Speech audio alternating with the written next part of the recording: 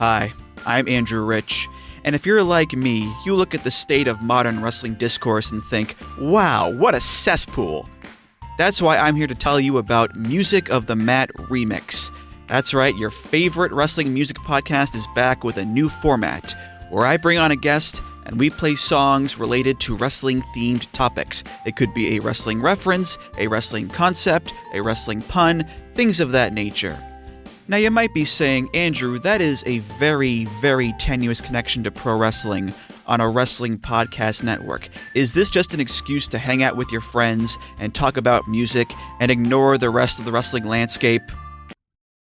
Yes. Yes, it is. So listen to Music of the Mat Remix on the Voices of Wrestling Podcast Network, available on Apple, Spotify, or your podcast player of choice.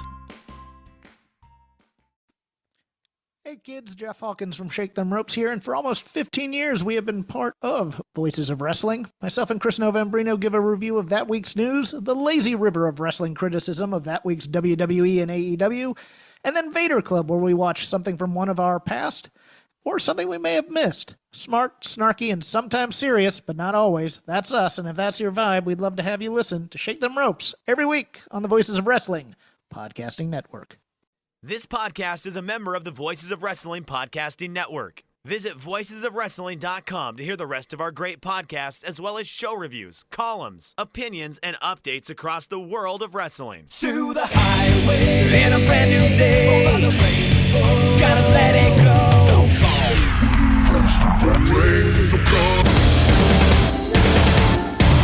fast to freedom. Dance tonight together. Hear everybody singing.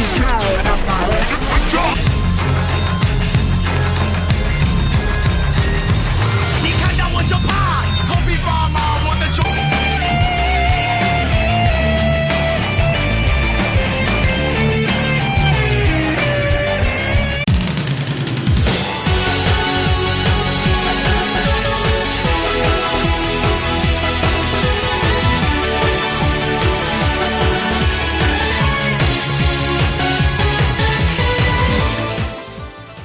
Welcome back to a special episode of Open the Voice Gate here on the Voices of Wrestling Podcast Network. You can find us on the Voices of Wrestling Podcast Network feed or on our own dedicated Open the Voice Gate feed wherever you get your podcasts. You can find us on social media at Open Voice Gate. If you'd like to donate to the show, click the link in the show notes. It'll take you to our redcircle.com landing site. You click the red box that says sponsor this podcast, and you can set up a one-time or reoccurring donation. No obligation whatsoever, but we would like to thank our previous donors.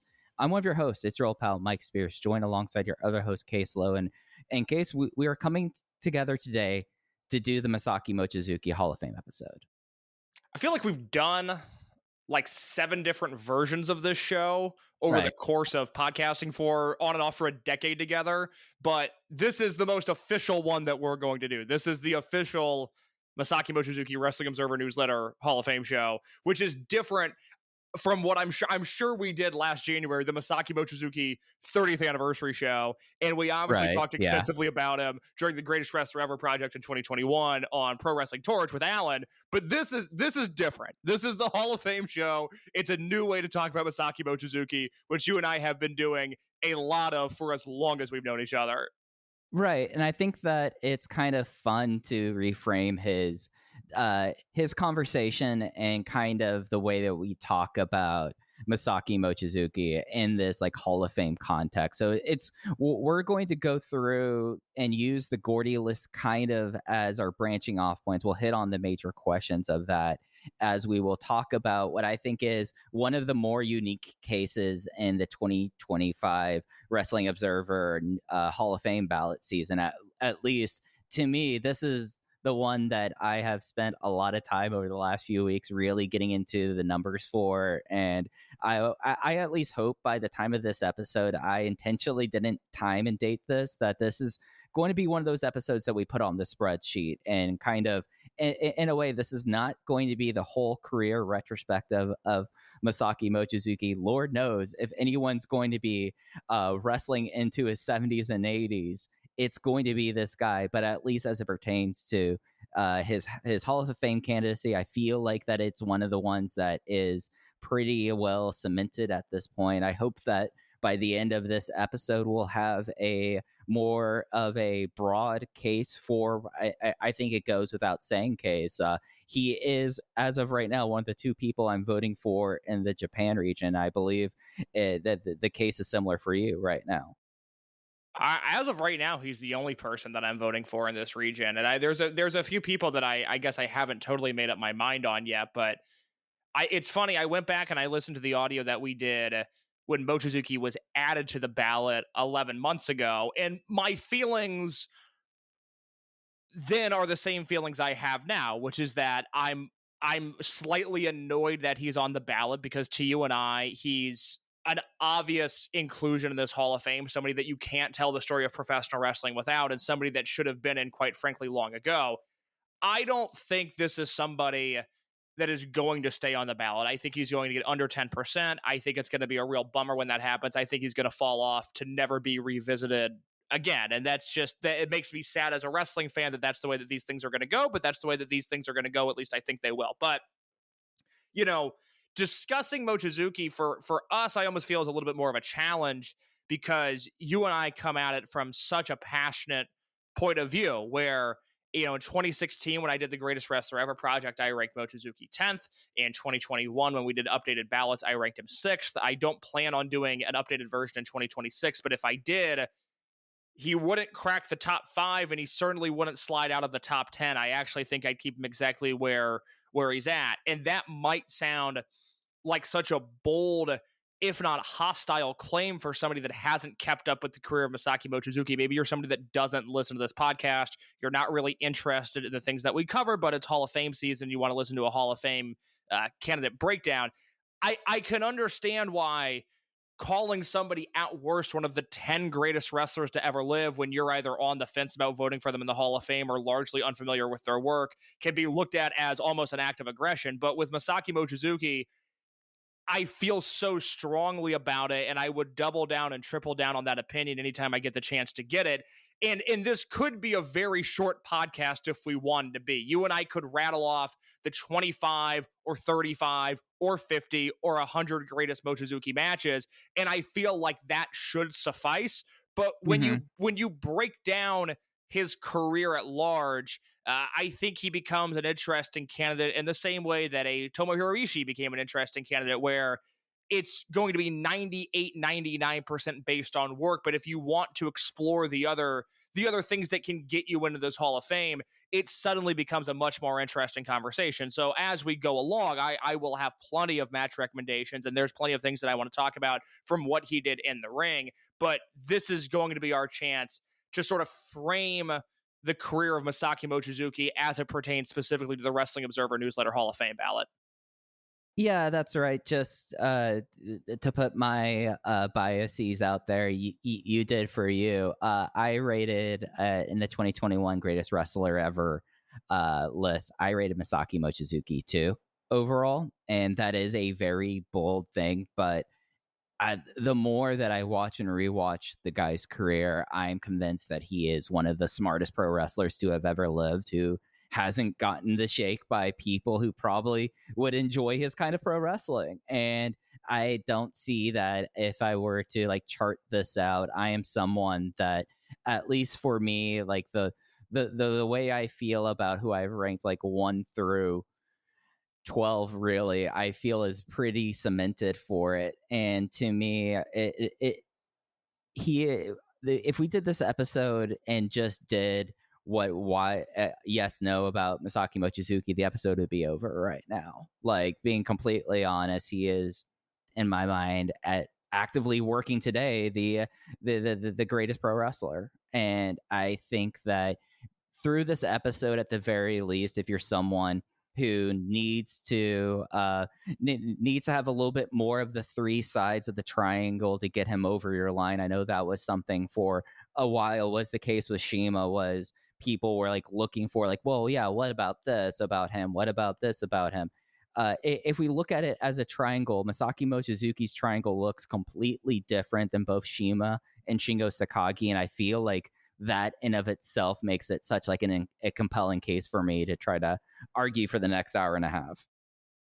I'm going to have you very briefly just go over the 31-year career of Mochizuki in terms of where he came from, what he's known for, and some of the peaks in just a second. I do want to start with a series of hypotheticals to sort of help frame this pro Mochizuki argument real quick. I was thinking about this as I was taking a walk earlier today, where, you know, he debuts in 1994, and by the end of the 20th century, I think is looked at as one of the better Japanese indie workers that we had. And I was thinking about when he linked up with Toryumon compared to when Daisuke Ikeda linked up with All Japan and then subsequently Pro Wrestling Noah.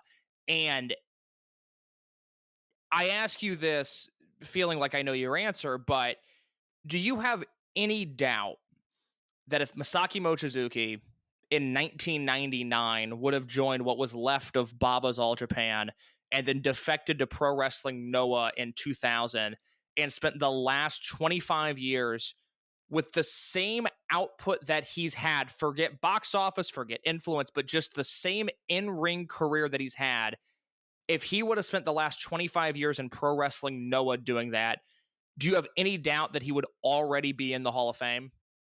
None whatsoever. I mean, look at Yoshinari Ogawa and at least in my opinion, double or triple it. And that's kind of what you're looking at in a lot of ways, I feel like. And you also would probably have the fact of Mochizuki in that room and Mochizuki with those trainees. And who's to say he links up in 99 with Baba and then follows Misawa over? Like, what kind of influence this guy would be having just on what Pro Wrestling Noah looks like nowadays? But even like, just to remove that hypothetical, just purely... Oh no, I mean that in a positive sense. Yeah. But just take all the matches that he had in Dragongate, put him in a Noah ring. He's a Hall of Famer, yes? No doubt. Yeah, easy. Because his career has lasted for 25 relevant years, let's say. I'll even cut off the pre-Toryumon stuff, but let's just continue that 25-year trend. Do you have any doubt that if this was somebody that started making tape for New Japan Pro Wrestling in 1980, worked through the hot period in the 80s, worked through the hot period of the 90s, and then had a swan song IWGP heavyweight title match in 2005 at the same level that he had an Open the Dreamgate championship match with Yamato in 2025, do you have any doubt that he would already be in the Hall of Fame? No doubt. And I think that is something that we're going to play around with later on, the idea about how long Masaaki Mochizuki's prime is. Because I think in of itself, when you go down Gordy List things and you talk about him, the fact that essentially you're talking about someone who has had a being generous 25-year prime, and if we want to constrict that a little bit, maybe it's still over 20 years, and just how remarkable that is throughout the professional wrestling business. I mean, you think about someone like Sting. Sting retires in 2024, and he ends up having what ends up being like just under really 35 years, maybe 40 years of professional wrestler.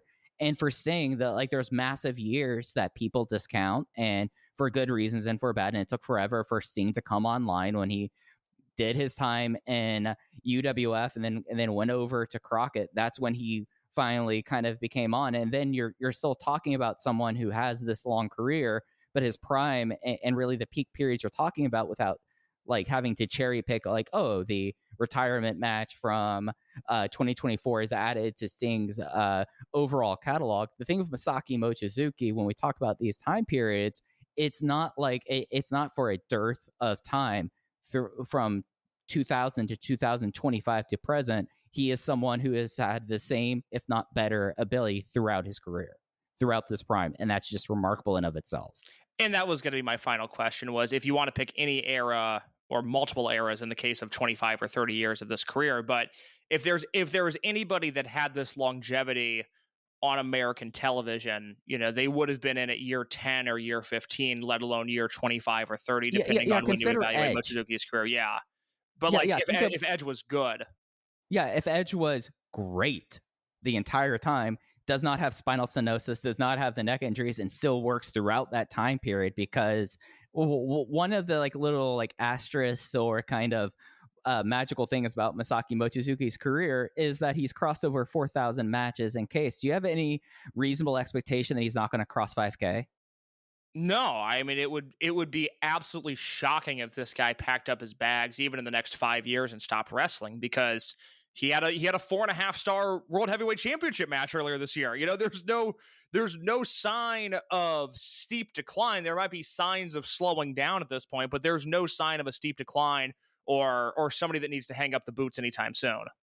Yeah, and I think that is one of those kind of things when you look at the ballot. The one person who has had a similar length career to him is Meiko Satomura, and that's including like the Joshi dead years, where essentially she was like working like 30 times a year.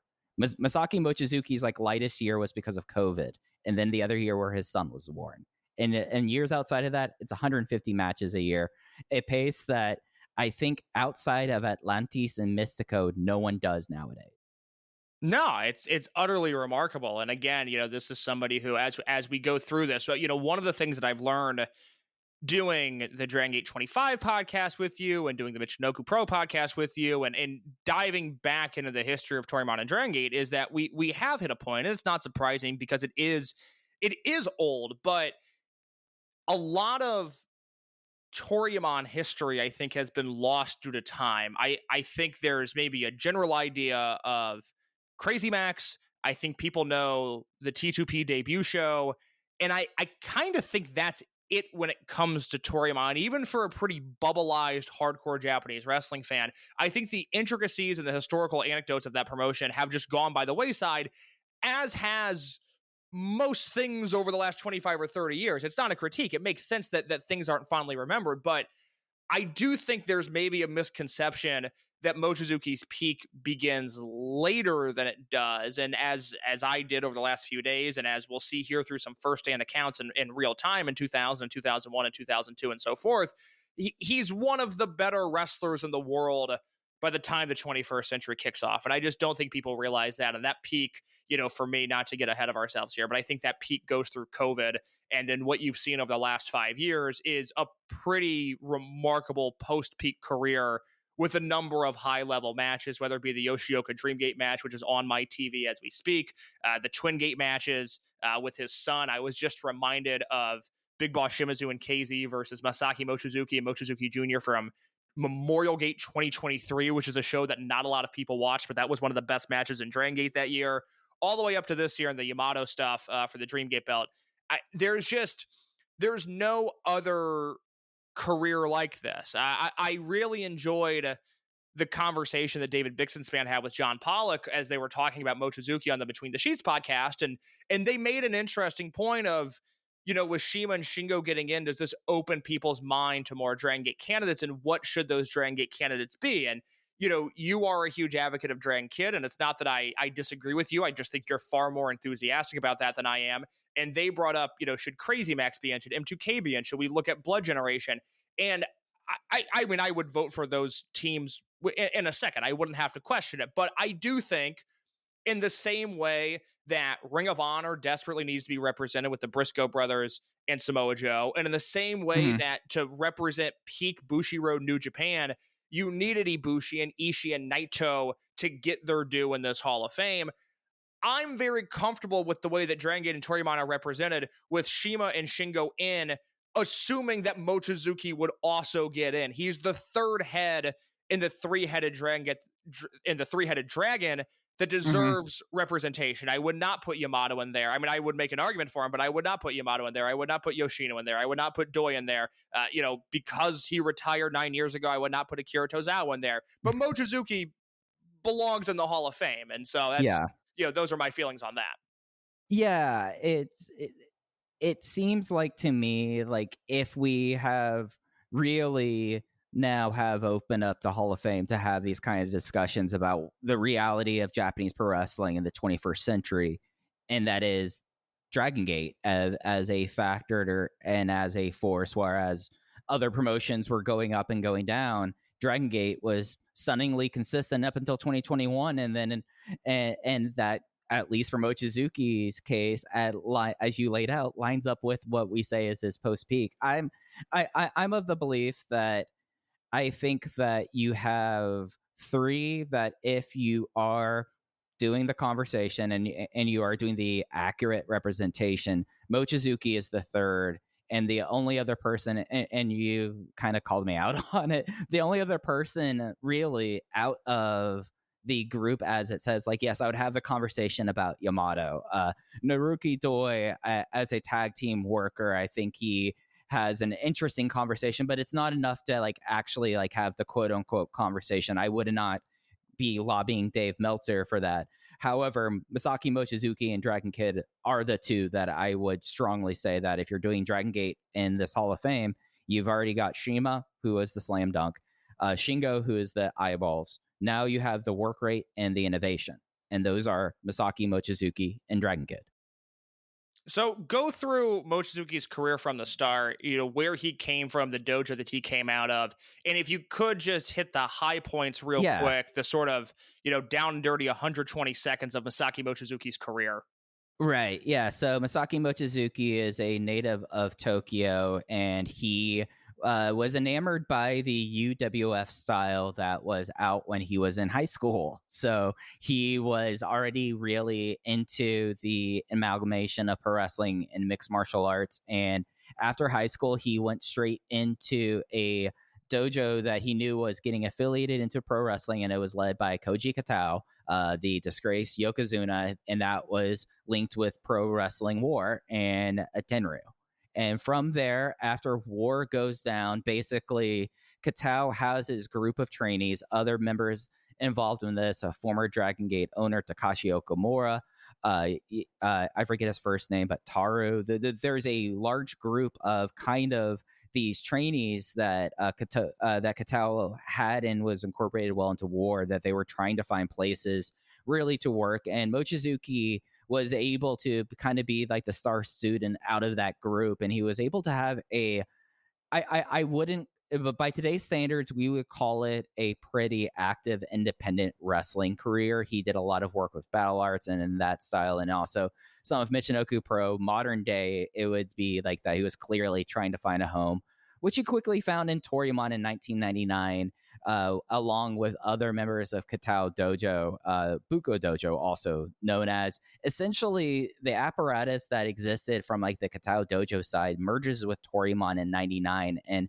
from there, Mochizuki is a little bit of a presence up until the forming of M2K, the original incarnation, and that kind of spawns a extra lifeline for Toryumon after Crazy Max hit. Now you have a new group of guys that go through it, and then from there afterwards, Masaaki Mochizuki, as we said earlier, became the literal Iron Man of this promotion for the next 25 years, with the exception of a couple month period where he was hurt / his son was born. He goes from being the ultimate bad guy to being the leading force of the Sekigun side of Toryumon through basically the end of Toryumon. Then you have Shin M2K, new M2K, kind of a failure. They finally they close M2K. Then he creates Agon Iso with members of Hagari Dundam, the former T2P guys. They get kicked out. Masaaki Mochizuki exists, and he pretty much exists in that state ever since then. Throughout his career, we will get into his counting awards and just general career from that, but he ends up winning every belt that you can in this company other than the light heavyweight title, while also doing work in other promotions around the greater Japanese wrestling scene. And now come today, he's had well over 4,200 professional wrestling matches, and he is still going on pace. This might be a little bit of a quiet year for Mochizuki match-wise this year, Case. He might clear 120. That would be a low one for him.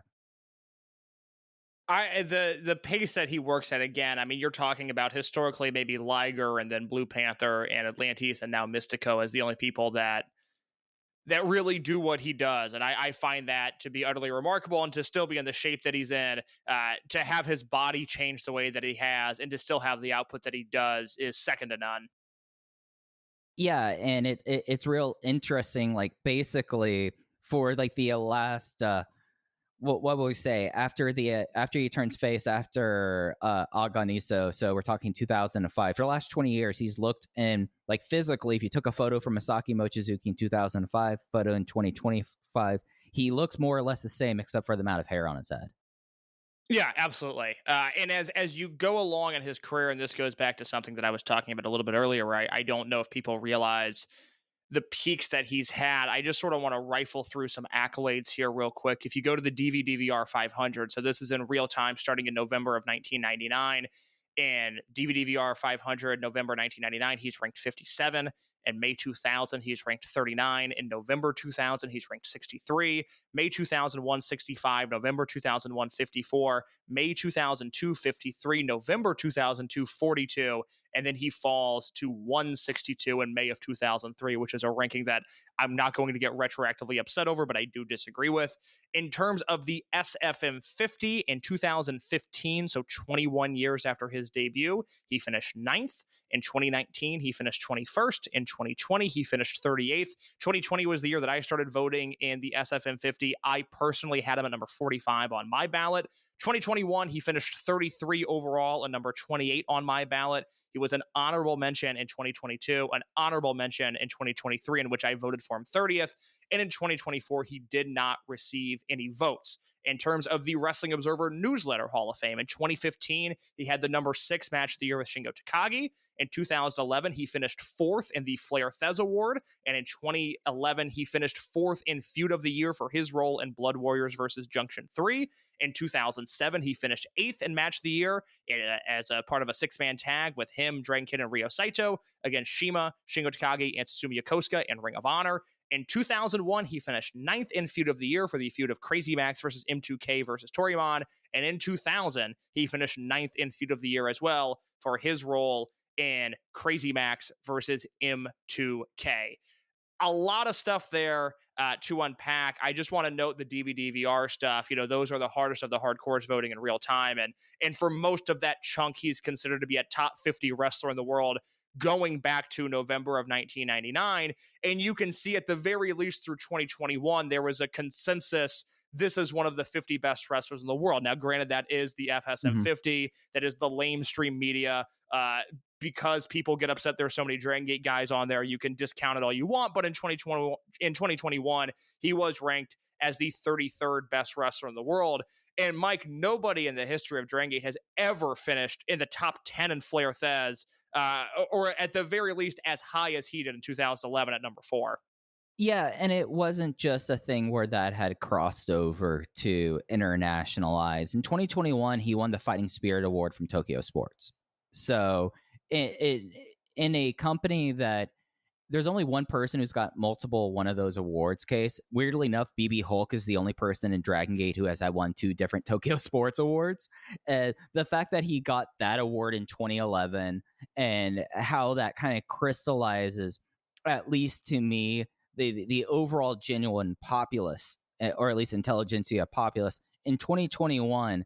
Although I'm looking at the rest of the awards here, yeah, he's listed as Fighting Spirit right below Jun Akiyama on it. So that is an award that ends up being Fighting Spirit does not have a exact kind of translation in like what in the pecking order that it gets, but for him to get that award at that time where Tanahashi was pretty much the MVP and everything was seen through an eye of togetherness after Tokushima, and that kind of dictated how these kinds of awards go. Mochizuki was able to kind of stand out for himself in 2011.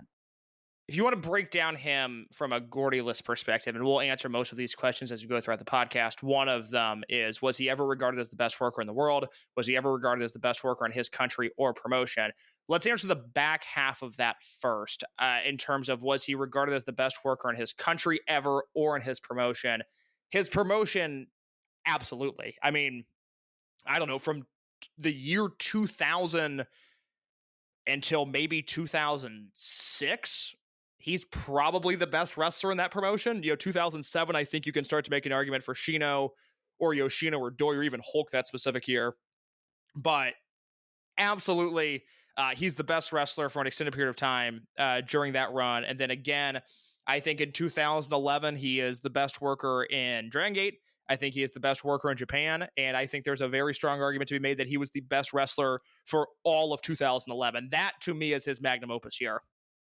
Yeah, and I think that if you're like looking at years of which he would have been the top wrestler of his promotion, to put like kind of a bow on it, I think easily over the 25 years of his Toryumon career, I think you could comfortably say 10 to 15 of those years he was the best worker in the promotion. Easily. Yeah, I would absolutely agree with that. In terms of going on with the Gordy List, was he ever the best worker in his class? Was he ever one of the top workers in his class? I wanna frame this as, think about all of the 90s karate guys that came through with the best of the best. Absolutely. Yeah, with the best of the best arguably being, Kanemoto, but then you work your way down, and none of those guys had the career that Mochizuki had. I mean, again, I referenced Daisuke Ikeda earlier. In Daisuke Ikeda, I don't mean this to be condescending. Nice little wrestler, somebody that I heavily consider the first time I did Greatest Wrestler Ever, having in that sort of 85 to 100 range.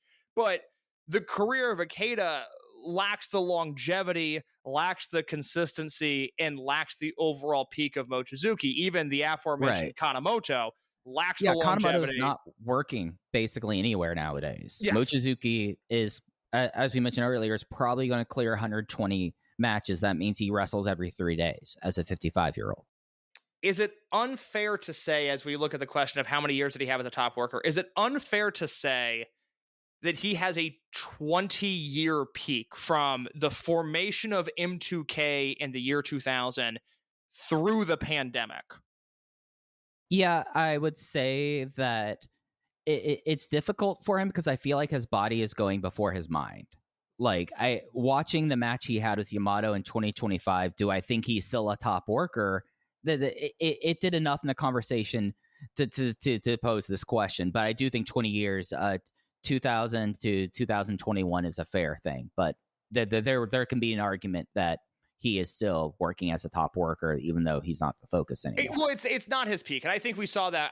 Living in real time, and we saw that with the Bravegate stuff this year, where I think he was a little bit overly ambitious, and I don't think. I mean, it was a rare instance in the 30-year career of Masaaki Mochizuki where he had an idea that he executed, and it wasn't done to the highest ability possible, which was a little bit jarring to see. But having gone back, and I did very selective rewatching for this, I watched, for whatever reason, El Numero Uno 2001 and 2002, which he goes to the finals both years. They do the same final 2 years in a row, which I always liked the booking of. And then I went back and watched Mochizuki versus Shun Skywalker from May of 2019, which I think is one of the most underrated Dragongate matches in history. It was a top 10 match for me that year, and what is, looking back, just such an absurdly great in-ring year for professional wrestling, and that was my 10th best match of the year. And going back to that, just to refresh my memory of what he would have looked like at what I consider to be the end of his peak. I mean, if that's not his peak, then what are we doing here? Like, in 2019, that's why you have to have that cutoff at the pandemic, I think, because you go back and you watch that match. He is so quick. He is so electric. He is so vicious in that match. And I don't think he can do that in 2025, but he could in 2019. And I think he could up until about 2020. And it's absolutely, absolutely remarkable. I mean, the only downturn you have throughout that 20-year existence, if you just want to talk about 2000 to 2020, when I think about the year 2006, I can think of great Mochizuki matches. I don't think of a ton of them because Dragongate is weird that year, and Mochizuki specifically was doing weird things that year. I think the same argument can be made in 2007, where he really gets pushed aside for the new Hazard unit and for all of the Dragongate Dojo trainees that came through. But the thing with Mochizuki, specifically during that 20-year time period, is you can give me a year and immediately I can think of a high-end, top-of-the-line match that this guy was involved with. And the one argument, if you'll allow me to continue here, one of the arguments against Shima that I never liked, I never agreed with. I thought it was silly. I don't like the way that he was being analyzed on a number of levels, but especially this was, well, can we put a guy in the Hall of Fame when he doesn't have these elite level singles matches? And I push back on that idea wholeheartedly to begin with. But even if you want to go with the idea that Shima's best work is in tag matches and trios matches and 8-man tags and 10-man tags and 12-man tags, whatever it is, the difference between he and Mochizuki is that throughout that 20-year period, just about every year, he not only has the high-level tag, the high-level trios, but he's got a pretty high-level singles match in just about all of these years. If it's 2007, it's the Koji Kanemoto match. If it's 2013, it's the Yamato match at World. If it's 2014, it's the Masato Yoshino Dreamgate match. If it's 2017, it's the Big R Shimizu match in Cork, that I think is another one of the most underrated Dragon Gate matches in history. It's 20 years with no holes in the resume. There's no gap. There's no time spent exploring, finding myself, trying to wrestle a new style and it not sticking. It's 20 years of borderline perfection. And the wild thing is that you're talking about 2006 and 2007, two periods, where I agree, because you have Renaissance going on in that time, and that kind of then pushes them over to Zetsurin's, the original Mushozoku independent unit. And even at that time, this is the wild thing about this. Even though he is not a clear focus, and one of the things as we get into talking to the business is, even though he was so heavily relied upon in Toryumon being one of the three major draws along with Shima and Magnum Tokyo, when you go into like these years of 2006 and 2007 case, we got some help from Chris Samsa, Sport of Pro Wrestling, and he compiled a bunch of really good spreadsheets for us. And the funny thing is about 2006 and 2007 is, even though he's clearly out of the picture, the company still relies on him to be a house show draw during those times. And that kind of is like the sneaky thing about his business case, is that he has all these big matches, but then if you look in the day in, day out, and you get into the nuts and bolts of what it is to be a lead Dragon Gate wrestler, you have a guy who ends up having over 600 main events over the entire history of the promotion. I want to circle back to that. I don't want to get too much into the drawing now, just for the sake of clarity, but you're absolutely right. And I have more to say on that. So I'm glad you brought that up there, because you're right. I mean, just looking at this list, and I put together match recommendations, and I'll drop this in the Discord. I have one match recommendation from 1995 to 2005, with the exception of 1997, because admittedly, I'm just not up on my WAR viewing from 1997 specifically, and I didn't want to put a match in there that I didn't feel super comfortable about. But all of these years, they all came to me so easily. They were all so obvious. And you mentioned this unit that was called Renaissance, which for those that don't know was Magnum Tokyo, Genichiro Tenryu thing that was very not Dragon Gate, happening in Dragon Gate at a time where the promotion was going through growing pains, and it was a strange vibe, especially in 2006, where it seemed like there were a million ideas trying to be funneled through the same tube.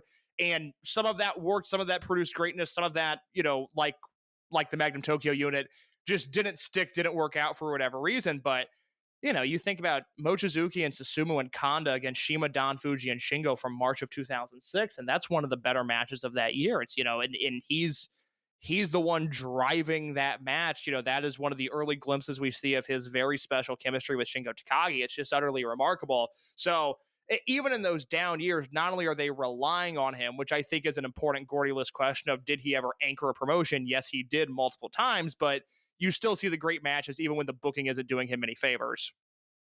Yeah, and if we want to hit on anchoring now, because I feel like that this is actually a real good kind of conversation. There's at least each of his three runs with the Open the Dreamgate title, which was Dragon Gate's. If you're a new Dragon Gate kind of listener, that's the top title in the promotion, has been at a time where he was necessitated to be an anchor. Some of the anchoring, we only realized what he was there as champion for, as in 2017 and 2018 of, things are going to hell backstage, put the title on Mochizuki, at least we know we can get people in the building there. But you have this guy who ends up, because of these title runs, you have that as like explicit top of the line, top of the show on the poster anchoring. When he's not champion, in some of these time periods, he's still anchoring the promotion because they have him basically in every single main event with like Dragongate and Arai. The second he gets turned on and gets kicked out of M2K, like they just swap over him and Magnum Tokyo in positions, and he's still just as much of an anchor. So it kind of gets to a situation that if you're a voter who's open to the idea of Dragongate in this Hall of Fame, he ends up becoming the embodiment of the promotion, almost as how much of an anchor he is for it. Something I was thinking about as I was preparing for this podcast was, I would say, throughout the 26-year history of Toryumon and Dragongate, there's probably 4 distinct eras that people would point to as their golden era. I think there's this unspecific timeline of Crazy Max versus M2K that I think lasts from the formation of M2K in the spring of 2000 until roughly the T2P integration in the middle of 2002. I think that is one golden era for a lot of people. I think the calendar year of 2005 is a golden era for a lot of people. I think the calendar year of 2011 is a golden era for a lot of people. And then you sort of have this January of 2014 through July of 2016. Dragongate is on Ustream. Voices of Wrestling is covering Dragongate extensively. I joined in at the back end of that period. You have this period where Dragongate is being watched and very largely respected by an English-speaking audience, and also that aligns with a really hot run of business in Japan, as does 2000 and 2001, as does 2005, as does 2011. And what I was thinking about was Mochizuki is a main character in the first 3 golden eras. You know, he is the 1B to Shima's 1A in 2000, 2001. He is the 1B to Blood Generation's 1A in 2005. He is the 1A to Blood Warriors 1B in 2011. And when you go through month by month, 2014 to July of 2016, it's the Yoshino match, and it's the really underrated Dia Hearts versus Monster Express stuff, that Mochizuki versus Tozawa match, where Mochizuki works the arm of Tozawa the entire match, one of the best things they ever did with one another in October of 2014. It's the Shingo match in 2015. It's the Dia Hearts unit disbands match in February of 2016. Like, the guy is heavily involved, if not the main character, during the most revered and at times hottest and most successful points of this promotion. So it's not even just, hey, here's a guy who's along for the ride and was an integral part of a promotion that at times was the biggest in Japan, certainly at times was the hottest in Japan. More often than not, he's the featured act during those specific runs. Yeah. And you talked about January of 2014 to July of 2016. He has over 80 main events in that time period. So it's ridiculous. Like when you start getting into the numbers and the buildings that he is main eventing, it's not just the house shows. It's multiple nights in Bodymaker #2. It's KBS Hall. It's Cork in multiple times. It's Hakata Star Lanes. It's essentially outside of the big shows. These are the places that Dragongate at that time was drawing consistently. Across a week, you're talking about 7,000 people across all shows. So you're talking about a promotion that was over this time period that was just bringing in people by the boatload, and he is like one of the main focuses of that time period. And it's kind of remarkable how many times it's not just like the great 8-man tag, it's how many of the times it's like, oh, we're going to okay, so it's 2014. We are going to Osaka, or we're going to Fukuoka in this really small gymnasium. Oh, we're going to have Susumu versus Masaaki Mochizuki. It's going to draw 650 people. Oh, then 3 weeks later, oh, I'm going to go here, and he's going to draw like another 1,800 people in the house. So it's really that he is the nervous system of which this promotion has operated, is kind of what it boils down to when you look at anchoring and Masaaki Mochizuki. You tell me if I'm wrong, but I have him down looking at the spreadsheet that you made as headlining 11 different Toryumon, Cork, and Hall shows all of which were sellouts. And before I throw it back to you, that is important to note because, Toryumon from the inception, and I've said this a million times, but Toryumon from the inception has always drawn in Korakuen. It would only be notable if things took a downturn, but with Mochizuki on top, I have 11 headlines and 11 sellouts. Yeah, it's a real. I actually have 12 on that. Even better. Yeah, he has 12 of those, and that's just within that 5-year time period. And then you fast forward through, okay, how's it look like as the Dragon system brings people more in? I mean, this is a promotion that basically, in a way, was going to be Ultimo Dragon's piggy bank by getting people through the system in Mexico and then making money off their sales in Japan. Well, how does it go when they cut out on their own? Well, over the last 21 years, he's had 61 Korakuen main events. So 73 main events throughout the last 25 years, just in this one promotion alone, just in Korakuen Hall. And to break that down even further, I want to go through some specific years here. In 2005, where he enters the year as Open the Dreamgate champion and doesn't lose the belt until the end of that year. In 2005, which is not only a critically successful year for Dragongate, some have said the best year of the promotion's history, but also a box office success. He headlines the February Korakuen. He is in an important semi-main at the March Korakuen because the main event that specific month was not the strongest. He headlines the May Korakuen in a Dreamgate match with Don Fuji. He headlines the August Korakuen.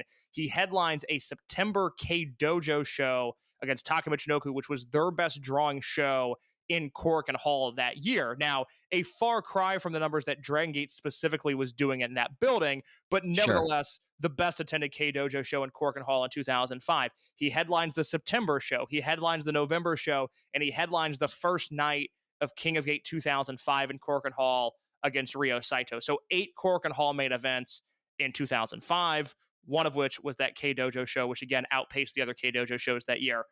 There's a 6-year period. We look at it as January of 2012 through May of 2018, where it was a given that Dragongate sold out Korakuen every time they ran there. And through 2016, it was an advanced sellout. I believe 2017 is when the walk-up finally pushed things to a sellout, but for most of that period of time, advanced sellouts in Korakuen Hall. During that time period, he headlines February 2012, April 2012, July 2012, November 2012, January 2013, March 2013, June 2013, July 2013, January 2014. He headlines an all-Japan Korakuen show against Yoshinobu Kanemaru in February of 2014, at a time when All Japan was not healthy. And then back to Dragongate, July 2014, January 2016, February 2016, April 2016, May 2017, February 2018, March 2018. So overall, that is 16 Dragongate shows that he would have headlined during that sellout period. And then finally, to put a bow on this before I throw it back to you, if you want to look at the big 5 shows that he headlined, this is Dead or Alive, Anniversario, and Kobe World. As I'm combining here, Dangerous Gate, Gate of Destiny, and Final Gate. He would have headlined Dead or Alive twice, 2011 and 2018. Anniversario and Kobe World 4 times, Anniversario 2001 and 2002, World 2005 and 2011, Dangerous Gate 2017, Gate of Destiny 2015 and 2017, Final Gate 2011, and Final Gate 2017. That is 11 big 5 shows that he headlined, if you want to include those Anniversario shows as well. Yeah, and with the exception of Oda War Gymnasium, each and every single one of those was about 5,000 tickets. Like, I'm not going to get into Dragongate ticket inflation. Like, I feel like that Shima being in the Hall of Fame in a lot of ways means that we can just kind of, we'll treat them as sellouts and the big shows as appropriate numbers, but we're not going to go, there's no use in really litigating that kind of thing to just exhaustion. But you're looking at a guy that when this company has called upon him, not only from the week in, week out, 180 shows a year headlining, but whenever into an era where they were building up other stars and they had to get the other stars over, Masaaki Mochizuki was the cornerstone of the promotion during that time and was often at the forefront of leading these new stars. Like, you look at the 2011 Dreamgate run, and that in of itself, like that kind of leadership and that kind of bringing people in through fire set up what happened in 2013 through 2016. So it starts having a lot of tendrils the more you kind of look at how important Masaaki Mochizuki at least is for this one promotion that at that time was running as the number 2 promotion in Japan. I bring up those Big 5 shows for 2 reasons. One of which, you're talking about a time period where, you have the Anniversario stuff in 2001 and 2002. We know those shows were successful. Kobe World 2005. We know that show was relatively successful. The rest of these are coming in the 2010s, in the 2011 through, the day before Shima, T-Hawk, and Lindemann leave the promotion in 2018 with Dead or Alive. And so Dead or Alive 2011, very big show, successful show. Kobe World 2011, very big show, successful show. Gate of Destiny 2015, right in this white hot period during that 4th golden era. Gate of Destiny 2017, look, perhaps a little bit cold, but still you have the presence of Shima there, and you have the presence of some of these young guys. The promotion still felt like it was in a healthier standing than maybe it is today. And then your Final Gates there, 2011 Shima, that was a humongous show. And Final Gate 2017 against Ryo Saito, again, sort of right before the fall off there. I also bring this up because just to go through these matches real quick, it's Yamato at Dead or Alive 2011. It's the Dead or Alive 2018 cage match, which was, I would say, a middle-of-the-road cage match. The Anniversario 2001 match against Magnum is an excellent match. The Anniversario 2002 match is a 3-way trios match that is one of the better matches in Toryumon history. I don't love the Taka match, but I do love the BB Hulk match from World 2011. I don't love the Yamato match from Dangerous Gate 2017, but I just rewatched... I do. You do, and then I just rewatched Mochizuki versus Susumu from Gate of Destiny 2017, and that awesome. That is utterly remarkable. That is actually, if you're looking for a match where you can compliment Mochizuki's selling, that is the match to do right there. Gate of Destiny 2015 against Shingo, one of the best matches of all time. Final Gate 2011 versus Shima, a match that took me a long time to like. Now it's a match that I love. So you go through these 11 main events, and really outside of the Taka match, which I think is fine, and the Ryo Saito match from Final Gate 2017, which was cold and unneeded and entirely forgettable. The shows that he headlines, the big shows that he headlines, those are the gold standard Dragongate matches. I know people who their favorite Dragongate match is Mochizuki Yamato at Dead or Alive 2011. Mochizuki versus Hulk at World 2011 is one of my favorite Dragongate matches of all time. You've got the Yamato match. I love the Susumu match. We all love the Shingo match. The body of work there, so forget the box office perspective. Just the fact that when he's on the biggest stage possible, he's doing the best work of his career and some of the best work this promotion has ever seen. Yeah, and it's with people who... I think the big question is, well, like when you talk about how he makes people better, let's just go through the list you just went through. Does Yamato have a better match against anyone other than Masaaki Mochizuki? No. Does Shingo Takagi, has he had a better match than he's ever had against Masaaki Mochizuki? I would listen to a Will Ospreay argument. That's the only one I would listen to. Has Susumu Yokosuka had a better match than he's had against Masaaki Mochizuki, either here or at the Mochizuki contra Mochizuki match in 2001? I would listen to a Shingo Takagi argument, and that's all. Akira Tozawa? No, best opponent was Masaaki Mochizuki. Shima? When you factor in everything they did, Mochizuki is probably his best opponent. If you factor in all the tags, all the trios, singles is a bit of a tougher shout, but at the very least, Mochizuki's in the running, let's say. Okay, that's fair. Let's go to the modern era. Yuki Yoshioka. Best match was against Mochizuki. Madoka Kakuta. Best match was either against Shun or Mochizuki. Shun Skywalker. Best match was against Mochizuki. Singles. I don't think I left out... Okay, Masato Yoshino. Best match was against Mochizuki. Doi might be the only one that I wouldn't immediately say. I think they have like one match on tape in a singles match. Yeah, I mean, they wrestled on a Dragongate USA show. That's right. Yeah, I'm sure they've wrestled on tape in Japan, but man, I don't I don't remember it. And I think Genki does not have very many singles matches against Mochizuki. He has very few against Horiguchi. He has a few against Mochizuki. But let me throw a few more names at you. Don Fuji. I think that Masaaki Mochizuki had Don Fuji's best match. Yeah. KZ. Masaaki Mochizuki had KZ's best match. Yes. Yep.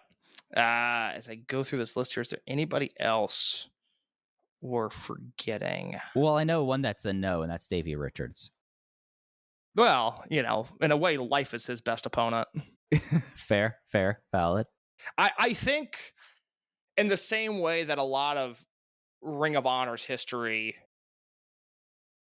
can be painted by the idea that people had their best match against Bryan Danielson, I think the same thing can be said about Masaaki Mochizuki. I mean, in so many ways, everything that Danielson was to Ring of Honor is what Mochizuki was to Dragongate, where you can go through periods of Ring of Honor's history where Samoa Joe was the biggest star, or Homicide was the main character, or CM Punk had his time in the sun, or James Gibson all of a sudden became the flavor of the month. Or as you go on, Austin Aries and Tyler Black and Jimmy Jacobs having their shine.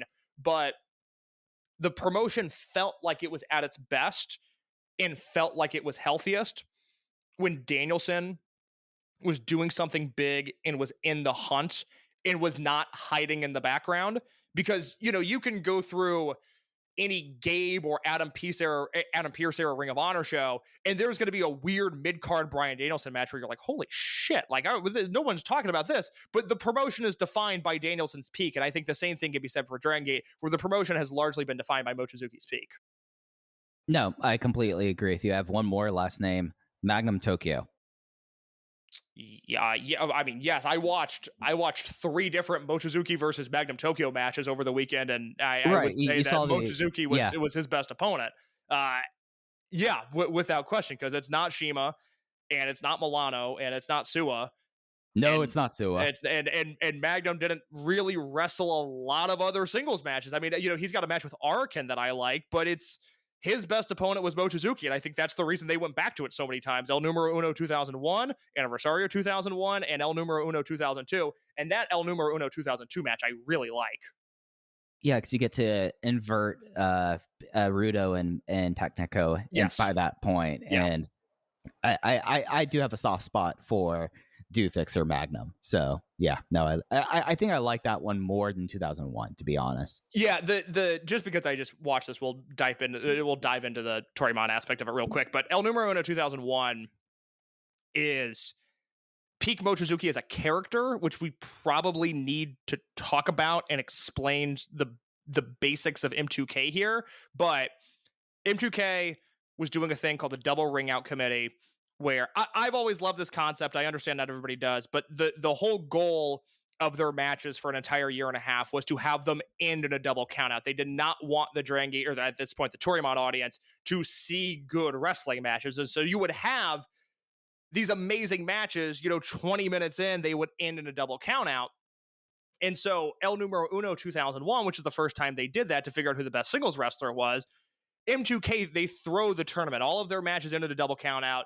And then you've got the 3 block winners, and then this last chance. I don't remember if they did a battle. I think they did a battle royal that year that Mochizuki. Yeah, it was a battle royal. Yeah, so he ends up winning that to get into the semifinals. And the singles match against Shima in the semis is insane. It's better than the finals because it's a match that is just out of this fucking world with all the angles and all the run-ins and all the timing. I talk about their hair versus hair match at the end of 2001 as being a match that's sort of like, hey, what if the Attitude Era was good? I think this is what it would have looked like. And 8 months earlier, they had the precursor for that with just as many run-ins and just as much madness, and Mochizuki survives that as a heel and then goes on to beat Magnum in the finals. And then it's fun watching those tournaments back-to-back because the next year, El Numero Uno takes place right after Mochizuki gets kicked out of M2K. So now he's overly trying to be a good guy, and he has another match with Shima, which is completely insane. And then he has another match with Magnum, which is, I think, the best singles match those two ever had with one another. So really enjoyable stuff there. Yeah, and it really kind of highlights and showcases how Mochizuki, when you had it was not necessarily as much of emphasis for him in Toryumon when T2P came about. He actually towards the end, that's when that's when Shin M2K becomes a thing, and that kind of at least gets him into main events and that kind of thing before switching over to Agon. But I really think like that 2002 to 2003, like but before Shin M2K gets like really formed, like that becomes like one of those real highlighted like central points of the promotion. And you know, he figures out how to be a babyface, because I think the one thing that when you talk about pre-peak and post-peak, the one thing like 95 through 99, there was some really fun stuff with Mochizuki, but it was very much like a one-note kind of thing. M2K kind of was also a one-note kind of thing as a bad guy. This was where we finally got to see the range, and then he is able to, from that point, essentially float between those and be able to have the crowd's command at any moment, face or heel in Agon. Yeah, I don't know if you're somebody who has just watched even just the Dragongate portion of his career. You know, let's say you jumped on in 2005 and just never went backwards. It's hard to explain that this stoic Iron Man, lawful good type figure at one point was the rowdiest heel in a promotion of young rowdy wrestlers, who was able to generate more heat than anybody on the roster when he was surrounded by Shima and Magnum and Kanda and other charisma machines. It was still Mochizuki who, when he was a heel dialed into M2K, he was still the best heel there was. Yeah, it's some really high work there for him with that. Looking back at the Gordy list, we've kind of answered 8 that he has a large body of excellent matches and against a variety of opponents. He did anchor his promotion. Let's talk a little bit about him, not just as a singles, but as a tag and trios worker, because he has several runs as a tag team. One with Don Fuji that kind of becomes his like fallback team. But was he ever a top tag team wrestler? I think that 08, 09 Mochi Fuji time proved that he could be. It just was not necessarily his primary focus. He was always great in the trios and Atomicos, 8, 10 man, 12 man, what have you. It just was not necessarily always his emphasis. And later on, his run with his son Mochizuki Jr. was a top tag team work as well.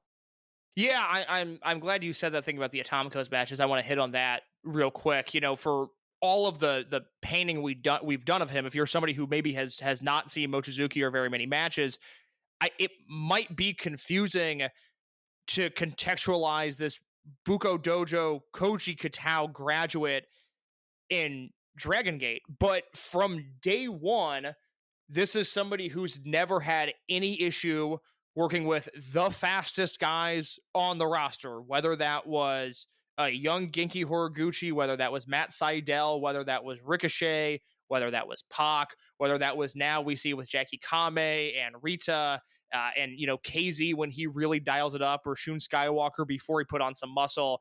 He's always been able to do the Dragongate things. That's what makes him the special wrestler that he is. He might have his own approach to a big singles match, but in the context of Dragongate, he's always been able to do the things that promotion calls on all of their wrestlers to do. So in terms of his tag team and trio history, I think you have to bunch all of these together, because you have to talk about the Mochizuki Kanda original M2K trio. And then if you want to include the Darkness Dragon stuff in there, spoiler, it's very, very good. So you have this entire M2K run, which again, David Bixenspan was contemplating on air, should we nominate M2K as a trio for this Hall of Fame? Does that sound like a crazy thing? That's how good their work was when Mochizuki was doing peak M2K things. From there, yes, you go to the tag team with Don Fuji, which in 08 and 09 is one of the better tag teams in the world. And then I also think you have to mention the revival they had in 2013 and 2014. They have the big Akira Tozawa Shingo Takagi Twin Gate match at Dead or Alive 2014, which is a really high level tag team match. But you also have throughout that period all of the millennials versus team veteran returns, and Mochizuki was positioned on a unit called team veteran returns at the time against the millennials, which was T-Hawk and Eita and UT and Flamita, and then later Yosuke Santa Maria and El Lindemann, among others.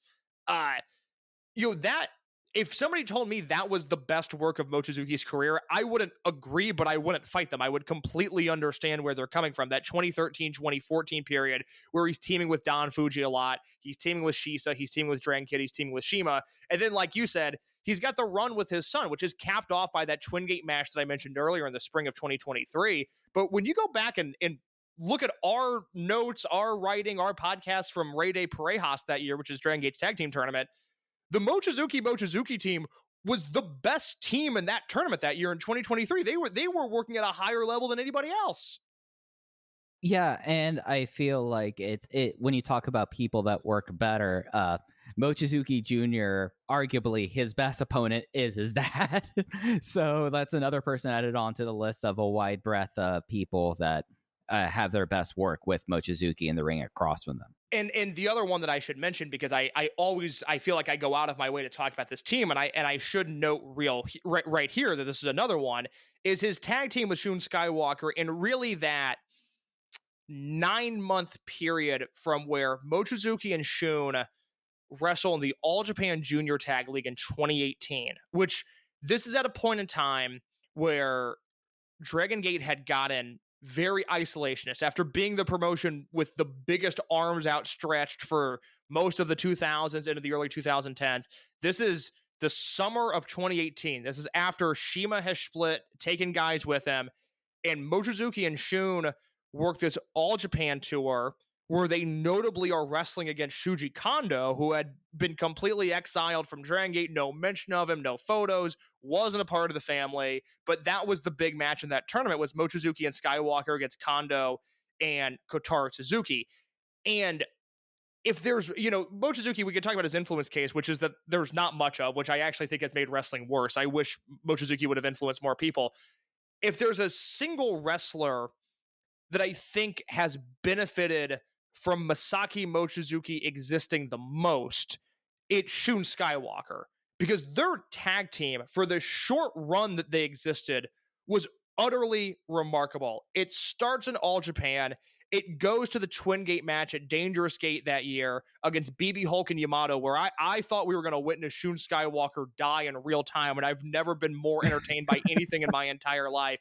And then it concludes with the cage match at Dead or Alive in 2019, and then the match that I just referenced earlier, which is the Mochizuki versus Skywalker singles match from King of Gate that year, May 2019, Cork and Hall. It's on the Dragon Gate Network.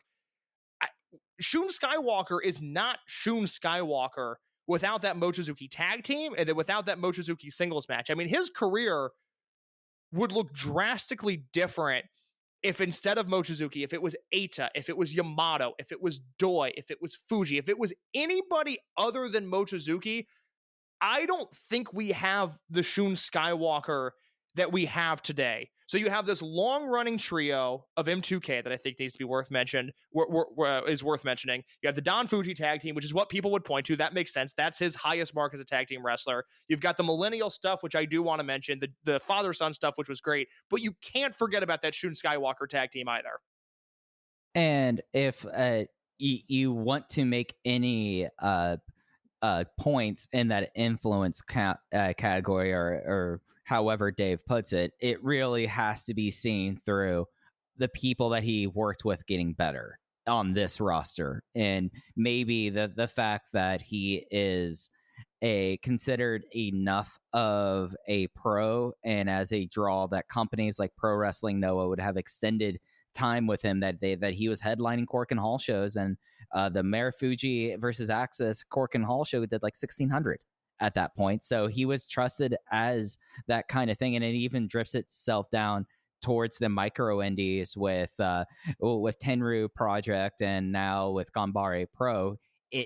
That's where you kind of have to go if you're looking for the influence argument. I don't think that it really does not figure into my decision making process for Mochizuki. He could be Koji Kanemoto level personality, and I don't think that it's going to really change how I think his case is for this Hall of Fame.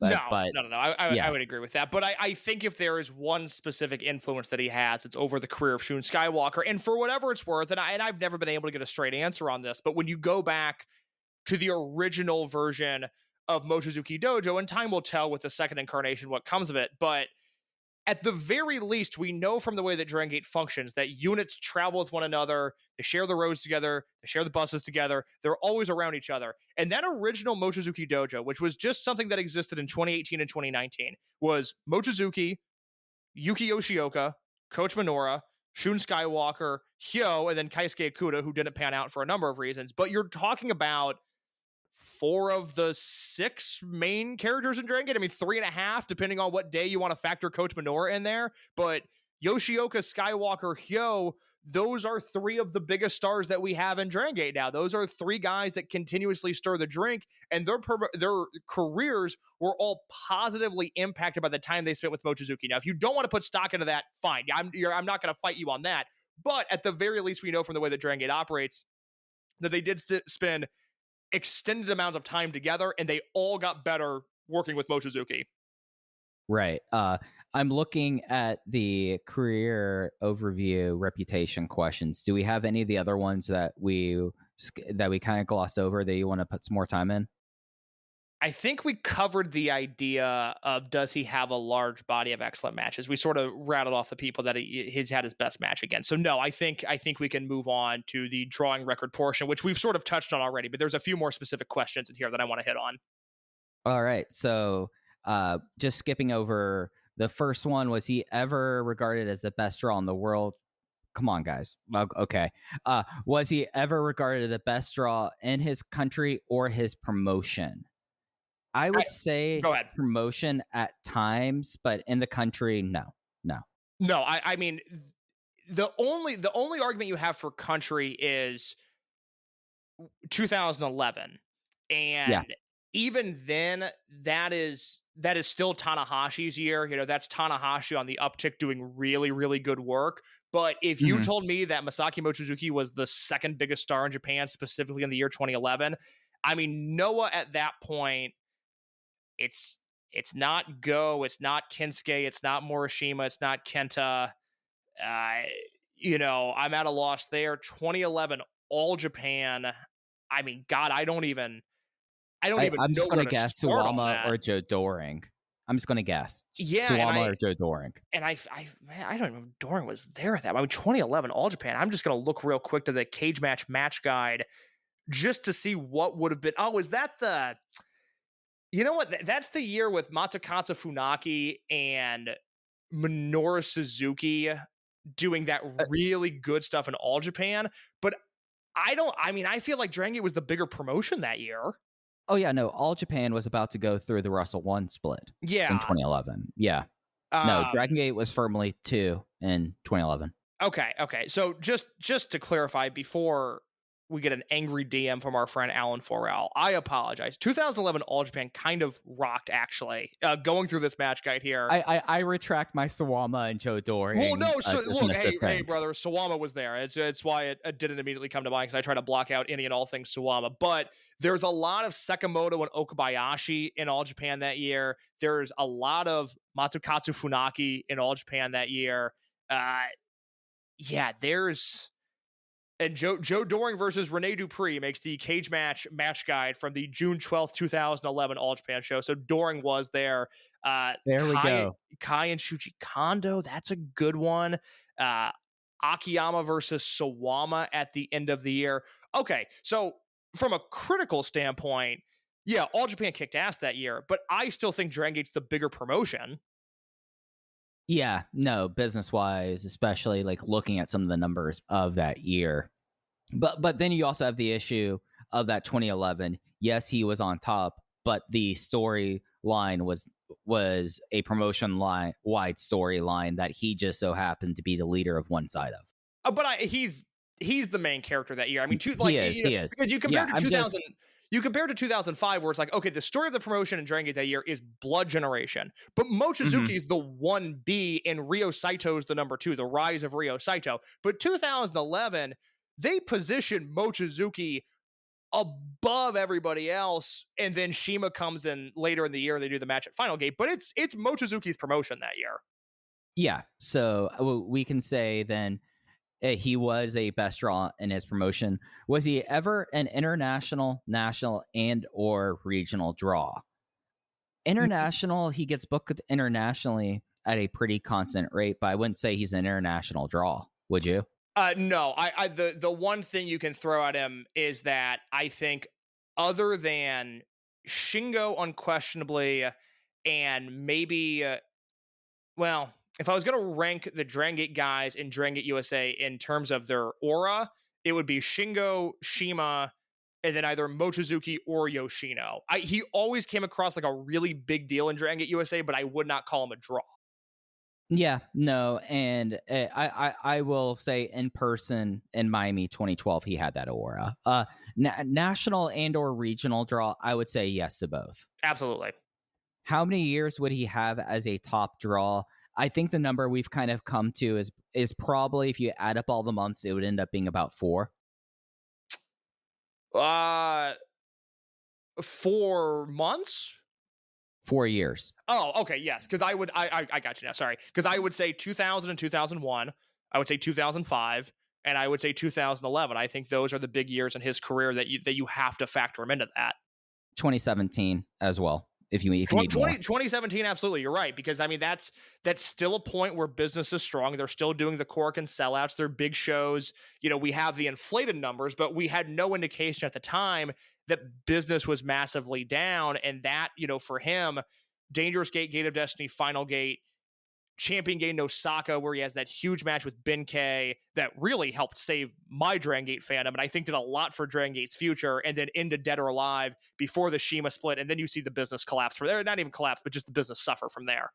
Yeah. The thing we learned is that the OWE split was 2 steps back. COVID was the floor coming out.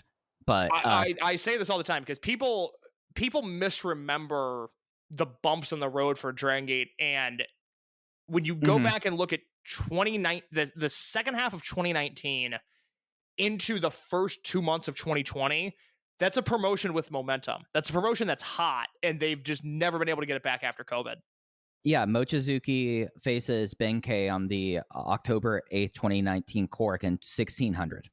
So that is a step back from the 1850. A thing on the inflation, something that as I was going through and doing my research, I don't know necessarily how much this helps with anyone with Dragongate numbers. I find that sometimes when you see a big number, the thing that actually really counts is if you see super no vacancy, full house, and what that tells you. Yes. And for Dragongate, at least, super no vacancy, full house, for those who do not know, that is not like a full house in the Western context of the fire marshal that being their case and saying not one more person in here. That is, they're not. That's all the tickets that they have set that they've decided to sell at that time. There could be more seats there, but those are all the tickets that they have decided to sell.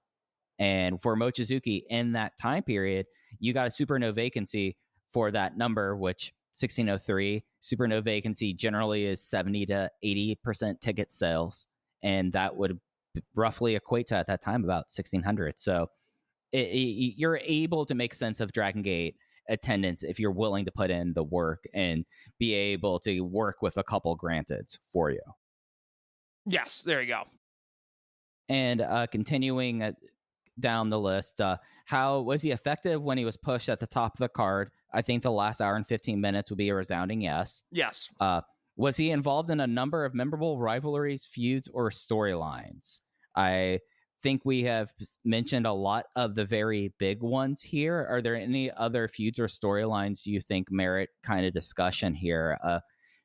Crazy Max versus M2K, and then the fallout of M2K and Do Fixer. I think those are 2 very memorable rivalries, feuds with Shingo Takagi, and the entire Blood Warriors versus Junction 3. And at least for me, and it's kind of hard to say, seeing it was only really 3 years ago, one of the most memorable nights in Dragon System history was the night that it was revealed that Masaaki Mochizuki had a son and that he's actually wrestling for us.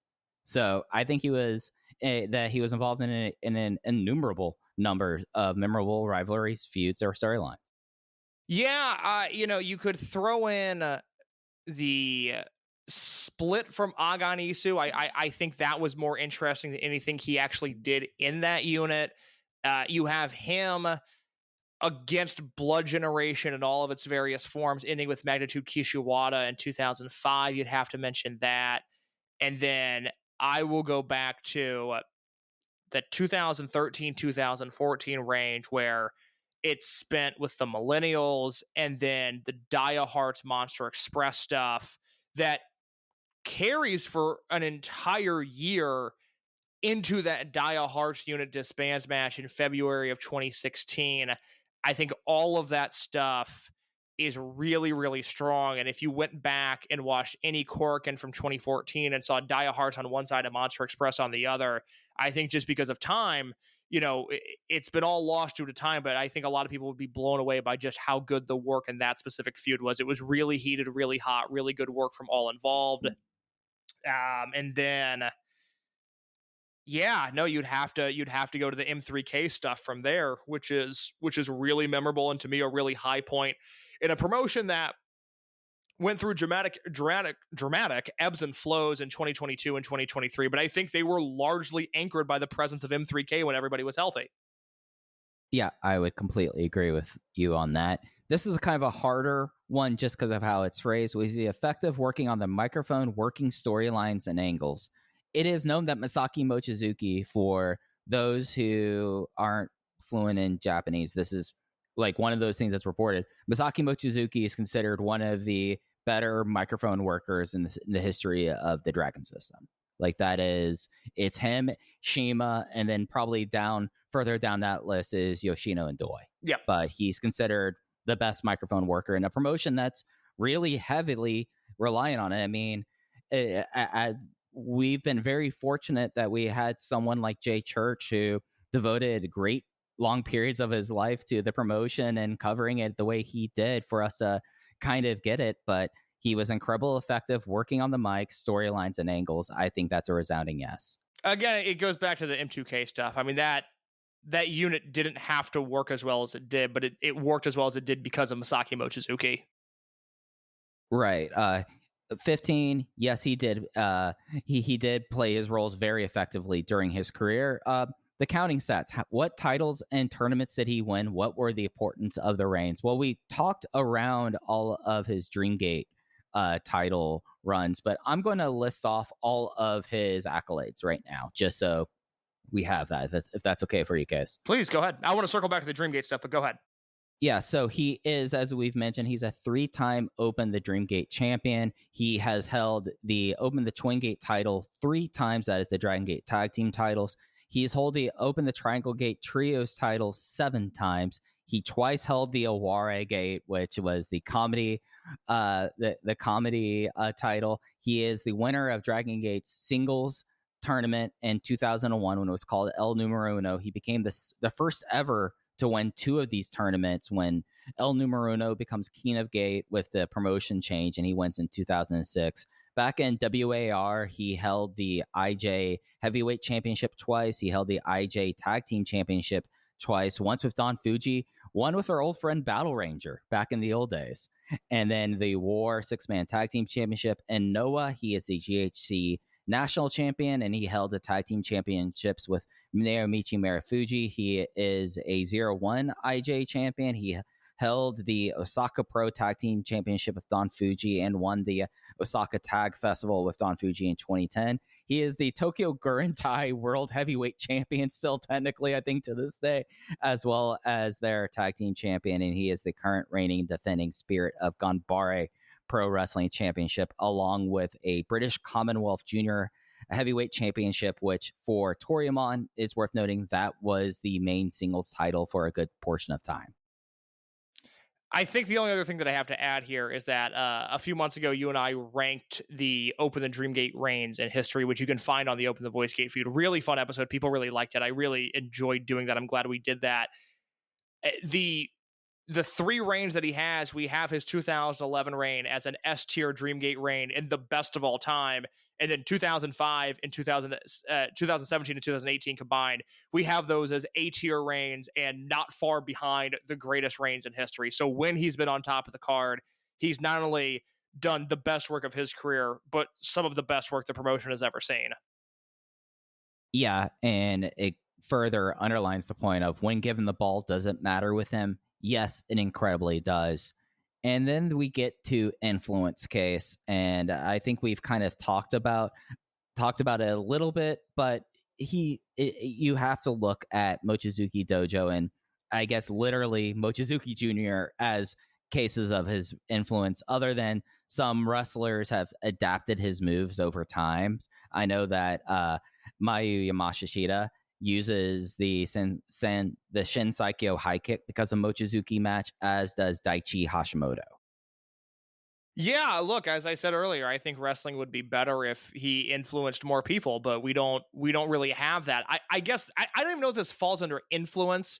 I don't know if this falls under in-ring. I have this written down. It was quoted when I wrote about his career, and if you haven't read that article, it's called Iron Man 30 Years of Masaaki Mochizuki that I wrote for his 30th anniversary last year. I have quotes from members of the Dragongate roster. I have quotes from Mike and Alan and a bunch of other smart people that said great things about Mochizuki. But I also have this quote from the November 3rd, 2015 Wrestling Observer Radio, in which Dave Meltzer says, in regards to Shingo Takagi versus Masaaki Mochizuki, Dave says, and I quote, "That match is so incredible. I'm at a loss for words. The performance by Mochizuki, it was one of the single greatest match performances I have ever seen. I mean, this is like better than Shawn Michaels. I mean, actually, a lot better than any Shawn Michaels performance I've ever seen," end quote.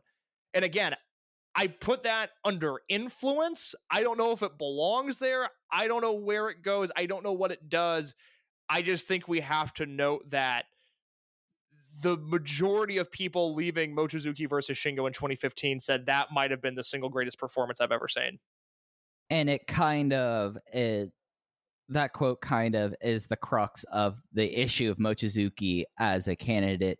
Sadly, we both hope that he will get in a rightful Hall of Fame. He would have been handed his card as soon as he became eligible, but this is really someone that if you take Dragongate's inclusion into the Wrestling Observer Hall of Fame seriously, as Case and I do, he is your bedrock person. And the only shame is Dave Meltzer, and he did over times did always speak very highly of Masaaki Mochizuki as a singles wrestler when he would cover the promotion, but it just never got that exposure that it merited at the time of his runs. No, I always go back to when we do sort of throwback episodes and Dave is watching, like especially Toryumon, when he was watching those Toryumon tapes, he's so into it. And then he'll just stop covering it for a little bit.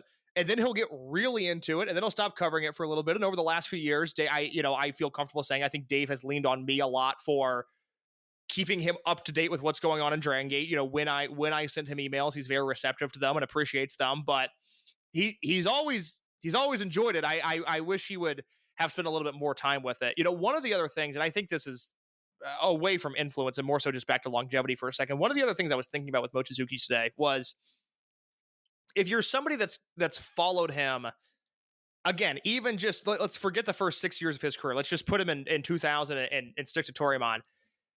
This is somebody who, if you're following him in real time, you have gone from VHS to DVD to Daily Motion, WatchWrestling.tv, Nico, Ustream, whatever it may be, the sort of streaming 1.0 era into the overconsumption era that we live in now, where there's so much available that nobody's actually watching anything. And as a result, legacies from here on out are going to suffer.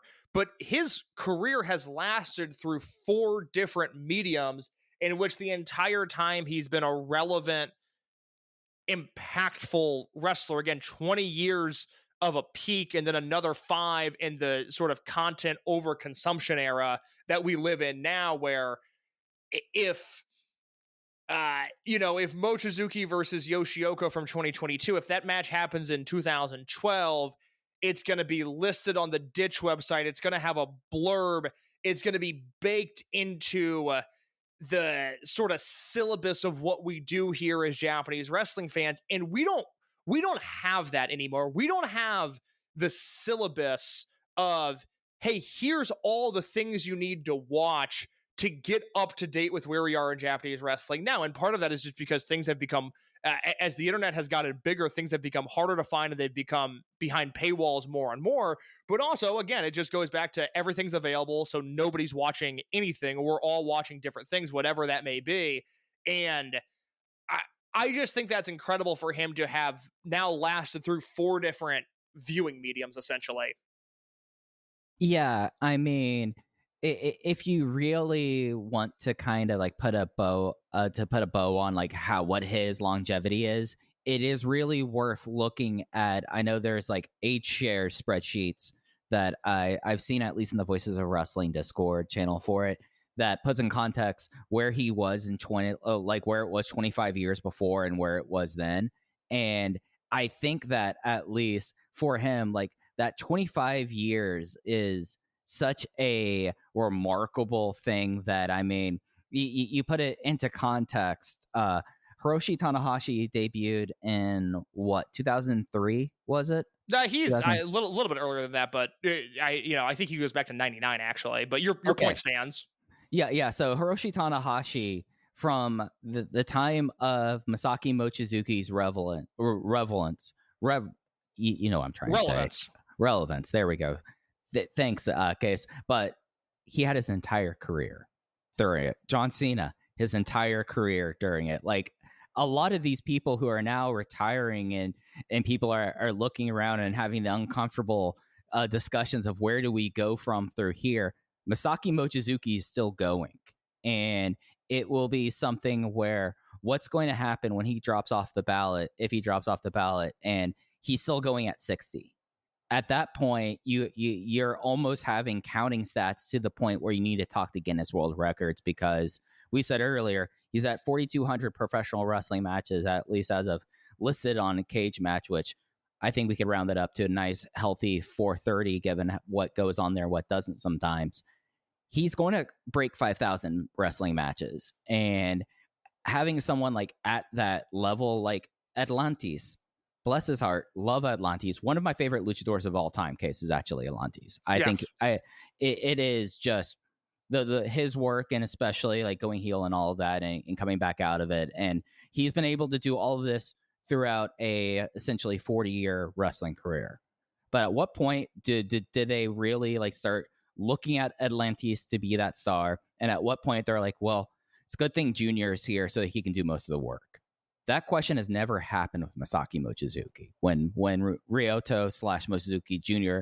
came along, it was not, okay, he's giving away. It's like, all right, now we have the father and the son. Let's see what happens from there.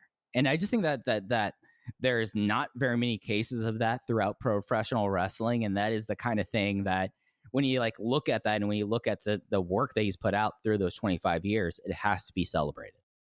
Tanahashi debuts October of 1999, so Mochizuki's in Toryumon by that point. So even if you just want to have that as the cutoff, you're losing Mochizuki versus Minoru Tanaka in a very famous Battle Arts match. You're losing Mochizuki versus Shinjiro Otani in the 1995 J-Cup. You're losing Mochizuki in 1998-1999 Michinoku Pro, in which he works at an extremely high level when he's there. You're losing all of that just to align his career with Tanahashi's. And you see Mochizuki have a 4.5-star match this year against Yamato for the world title. And Tanahashi, with all due respect, because if Mochizuki's the 6th greatest wrestler of all time, Tanahashi's not that far behind him. But I do want to note that Tanahashi is behind him. And I think that's really important to note. Yeah, no, I have Mochizuki at 2, Tanahashi at 4.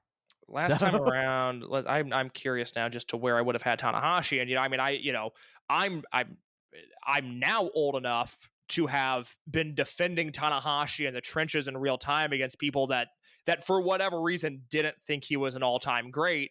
But 2016, I had Mochizuki 10, Tanahashi 19. 2021, I had Mochizuki 6, Tanahashi 10, and I just looking at this list would probably bump Tanahashi down. Well, no, I'd probably keep him where I'm at.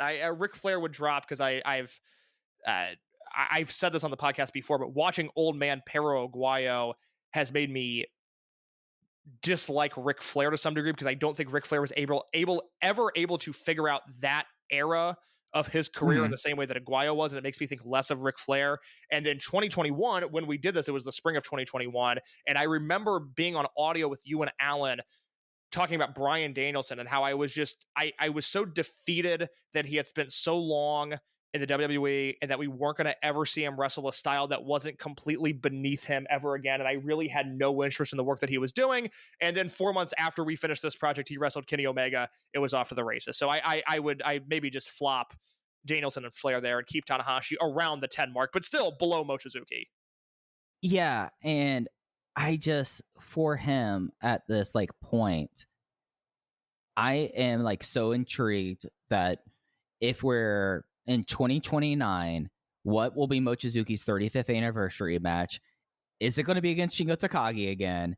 And at that point, because he's able to still turn the clock back and be able to have that, like, are we going to be seeing, like, we saw a great age 51 performance this year. Are we going to be able to see a great like age 60 performance? Like, what does that do to people's mind that has not been made up about him in a lot of ways? Because he's someone that we should be having this kind of conversation, because this isn't going to be a situation like other older senior age wrestlers in Japan, where it's just a lot of kind of, it's nice to see them upright and, well, we just saw Fujinami do a dragon screw that makes it worth it. It's going to be a different conversation with Mochizuki when he's at that age doing those matches. I agree. You know, I until he stops having these matches, I'm going to continue to believe that he can't have these matches. That's right.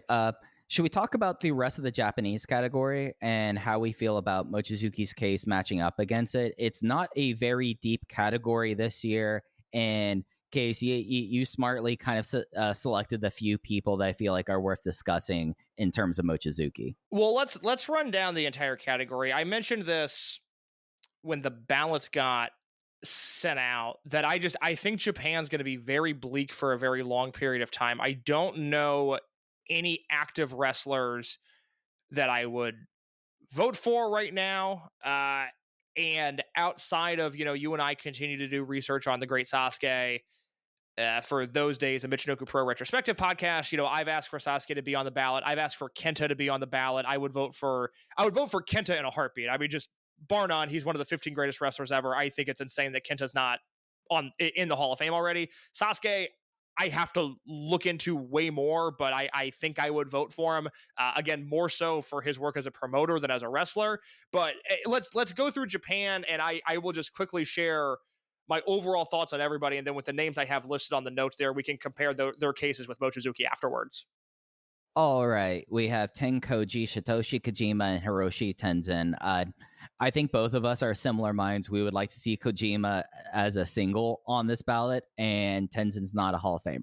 Don't even need that. I wouldn't vote for either of them if they were singles, but I certainly would not vote for them as a tag team. Hayabusa. I'm not a Hayabusa voter. I'm sorry. I don't get it. I think he's a guy who's cool. I don't think he's a Hall of Famer. I'm not moved by the argument, whether it be the box office stuff or, people lean really heavily into Hayabusa for the influence stuff. I just think, I think he's actually the perfect barometer for a lot of these Hall of Fame candidates, because I think Hayabusa is a Hall of Very Good guy, not a Hall of Fame guy. Yeah, for me, I'm a little bit more Hayabusa sympathetic, but I think that might be age difference a little bit. But for me, the business stuff, he has a couple of those houses that are propped up by Onita, but what happens when Onita leaves? Yeah. And it's a shame that we don't have as much of a track record, but we can only judge the case as it's presented. And to me, the influence thing, I mean, here's a curse thing for you, Case. Guess what? Who got inspiration for Hayabusa for their name? I don't know. Shun Skywalker's dad. Oh, I did not know that. Yeah, the kanji he chose from Hayabusa for Shun. Oh, okay, all right. Well, that's a plus for Hayabusa. I'll give him that. Antonio Inoki and Seiji Sakaguchi, they had great business. It's just Dave's inclination, then it's been covered a lot, that some guys, he's like, let's see if Sakaguchi can get in if you have Inoki attached to him. And I'm kind of against that. So no. It's the only other person or only other team, I should say, that I'm considering voting for in Japan. I'm leaning no, but I'm undecided at this point. Io Shirai / Io Sky, I think that she has the work for it, like the matches, especially when you include the Stardom stuff with it. It's just, that's what it is though, because the dirty secret about Stardom was how bad the promotion was off after Yusupon retired, and then the Ghastly incident, and Io Shirai was like was the best person in the promotion at the time, and was like one of the only draws. But if you put her drawing record just directly up against Masaaki Mochizuki's drawing record, it gets defeated real quick. And to me, that makes her just a one category. And not honestly, if I'm looking at other people in the category, a lot of people who have a lot deeper ring work than her. Yeah, no, I'm not doing that. I'm not voting for her. I'm yet to be moved by any modern Joshi candidate, and I don't expect to be for quite some time. Tiger Jeet Singh. I'm fascinated by him because I think he is finally the test case for how good of a draw can you be with how bad of a wrestler can you be. It's the inverse of the Mochizuki case, and I can't in good conscience vote for somebody that was that bad of a wrestler. But I think he's interesting to listen to. I understand why people vote for him. I thought about it for a minute, but I'm permanently out on Tiger Jeet Singh. If he just had just a little bit more of a longer run, and I know he had a huge long run, but like the trailing aspect of Tyler Jeet Singh as a draw into it, like his like senior years, kind of tanks the business argument for me. Yes, because he basically just then gets invited into like tribute shows that are like one-offs, or like the equivalent of Sayama's Real Pro Wrestling. You know, like it's not like actual drawing. It is just coming in, and it's not too dissimilar to how Shinma ran Full, if you think about it. Yeah, good comp. Yoshihiro Takayama. He's in my personal Hall of Fame. He is not in the Wrestling Observer Newsletter Hall of Fame. And that's only just he's just missing a little bit from every category. You know, I don't think the work is there. I don't think he's got the longevity. I don't think he's got all the drawing stuff that he needs. I don't think he has the influence. But I mean, you know, first of all, just God bless him as a human being. But there's very few wrestlers in history that I've enjoyed more than Takayama. He's just not right for this. Yeah, and like the sticky part about Dave's MMA coverage, I think colors people's voting for him, because he has, without a doubt, one of the 5 biggest moments in fights in MMA history with Don Frye. But it as it relates to pro wrestling, I stand kind of with you. It's just I see some people who might be Takayama voters who are more going for like that when that was MMA. That's not related to pro wrestling whatsoever. And yes, it did kind of give him a little bit of a boom as like a draw as it relates to pro wrestling, but it's still I'm with you where like in my mind I have like little like bars they have to kind of hit for me to go yes, and his just aren't there, and it's a shame because he's a hall of a kick-ass dude basically. Yeah, love him 2002 to 2004 as good of a wrestler as there was, but not a Hall of Famer. The Tokyo Cuties team of Manami Toyota and Toshio Yamada. Love the team. When I went through some 90s Joshi stuff a few years ago with you and Alan, you know, they certainly jumped out to me, but not a Hall of Fame team in my opinion. Yeah, if I was looking to be a big Hall person in this category, this is where I would throw that extra vote to, basically. But I'm with you on that. And that kind of leaves us with people we want to have a Mochizuki versus discussion for. And which one do you want to go with first? You want to go with Zach, Mako, or Fujiwara? We'll do Fujiwara first. I think it's pretty simple. You know, when CIMA was on the ballot, one of the things that I would do anytime somebody asked me was I would compare CIMA to Fujiwara, and I would explain how CIMA was so much more effective and better in every single category and every single measurable statistic than Fujiwara was throughout his entire career. And I get painted as this anti-Fujiwara guy, which I think is unfair because as a wrestler, before he was brittle boned, so we have to go back about 30 years, but there is a period of Fujiwara's career that I love and that I really respect. And I think at a high level in the 1980s, he was a really phenomenal wrestler, but there's nothing when you look at this through the lens of the Hall of Fame, there's nothing that Fujiwara does better than Mochizuki. And it kind of goes back to the thing that I brought up at the start of this podcast of, if Mochizuki was a New Japan wrestler from 1980 to 2005, doing the Mochizuki thing, doing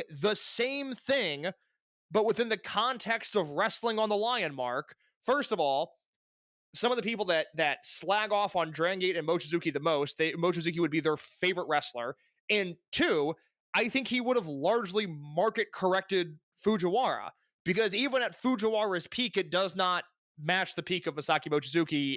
And I would really question people and ask for a side-by-side comparison and analysis of why they're voting for Fujiwara and not Mochizuki if they were going to do so. I understand Fujiwara as the influence category that I think is vastly overrated, and Mochizuki has nothing in that category, but I still think even with that, Mochizuki clears him in so many other aspects. I think if you are going to vote for Yoshiaki Fujiwara as a pure influence case, then you're going to vote for him regardless, but you have to recognize the fact that the style that he was an influence of has died, and has died multiple times. And each time it has been brought back, it has died harder and more brutally. And it's just enthusiasts. And it's basically just people who like that style of wrestling are the only people that follow that nowadays. That's what the business states whenever anyone tries this style. And I think that ultimately, the more that people attempt that, turns me off more and more against Fujiwara's case. Like, just say that you want to have a Hall of Fame of your favorite shooter guys from the 80s, and there you go.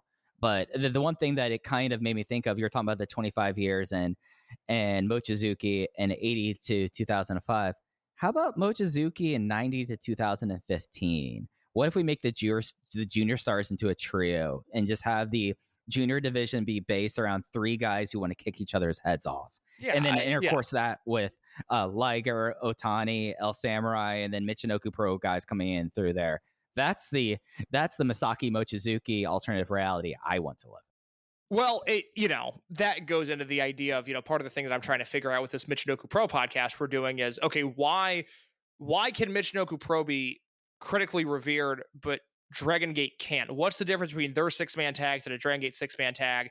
And if you're somebody who is pimping, as do I, by the way, the Otani, Kanemoto, Liger, 90s New Japan Junior Division, if for some reason you like those guys and don't like Mochizuki, I find you to be disingenuous. So yeah, you could throw him in the 90s and he would fit right in. He'd be the best worker of that bunch.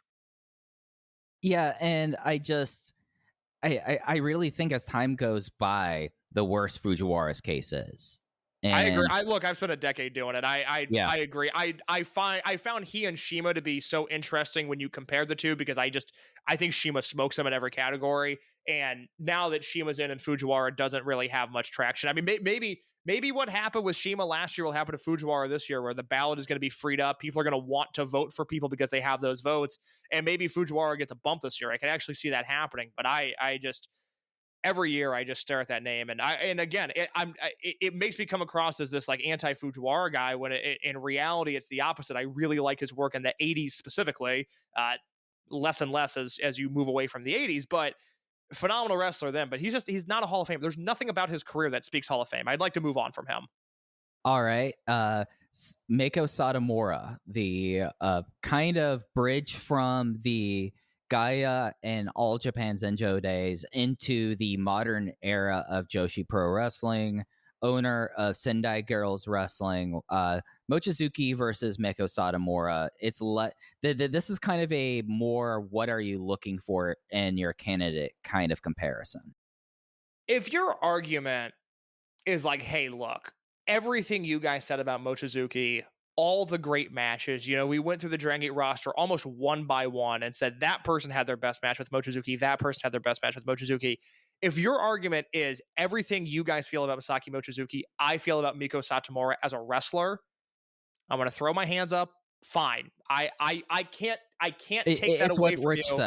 It's what Witch says. If you believe they're the best wrestler of all time, then don't show your work. Just say you believe they're the best wrestler of all time and vote for him. And I think that's cool. I am obviously unfamiliar with the dark era of Joshi wrestling. It's not something I've spent any time with. There's a large chunk of her career that I've never seen and quite frankly probably will never see. If it's anything other than that, again, I struggle to figure out why she would be on somebody's ballot and not Masaaki Mochizuki. I question her influence case quite a bit. Because she wasn't the one who pulled him out of the doldrums. Yes, it was Bucci Road money. Well, yes, this has always been my point. I mean, I completely agree. Is that she has no drawing record, and I think over the course of the last 2 hours, I think you and I have done a good job of contextualizing the idea that Mochizuki isn't exactly Hulk Hogan, but he also has maybe more that meets the eye at the box office. And I don't think Satomura has that. Again, if you're because I know people that feel this way. If everything we said about Mochizuki's in-ring is how you feel about Satomura's in-ring, fine. Yeah, I can't argue with you, so I'm not going to. But if it's anything else, I would really question why you think Satomura should be in the Hall of Fame instead of Masaaki Mochizuki. I would find that to be really bizarre. Yeah, the only category where I find her actually being better than Mochizuki is the fact that she is a literal trainer and promoter. So you have that. You know, like there is like that aspect to it.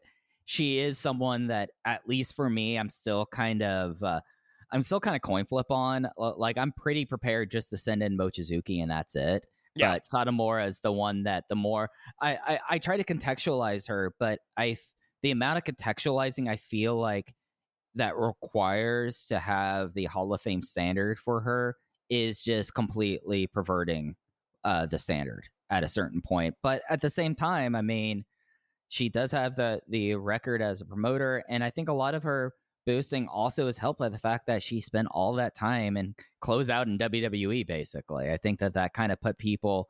So some people that would look at the Japanese category and go like, oh, I don't recognize any of these names, I'm staying out of it, to, hey, I saw Miko Satomura in NXT UK.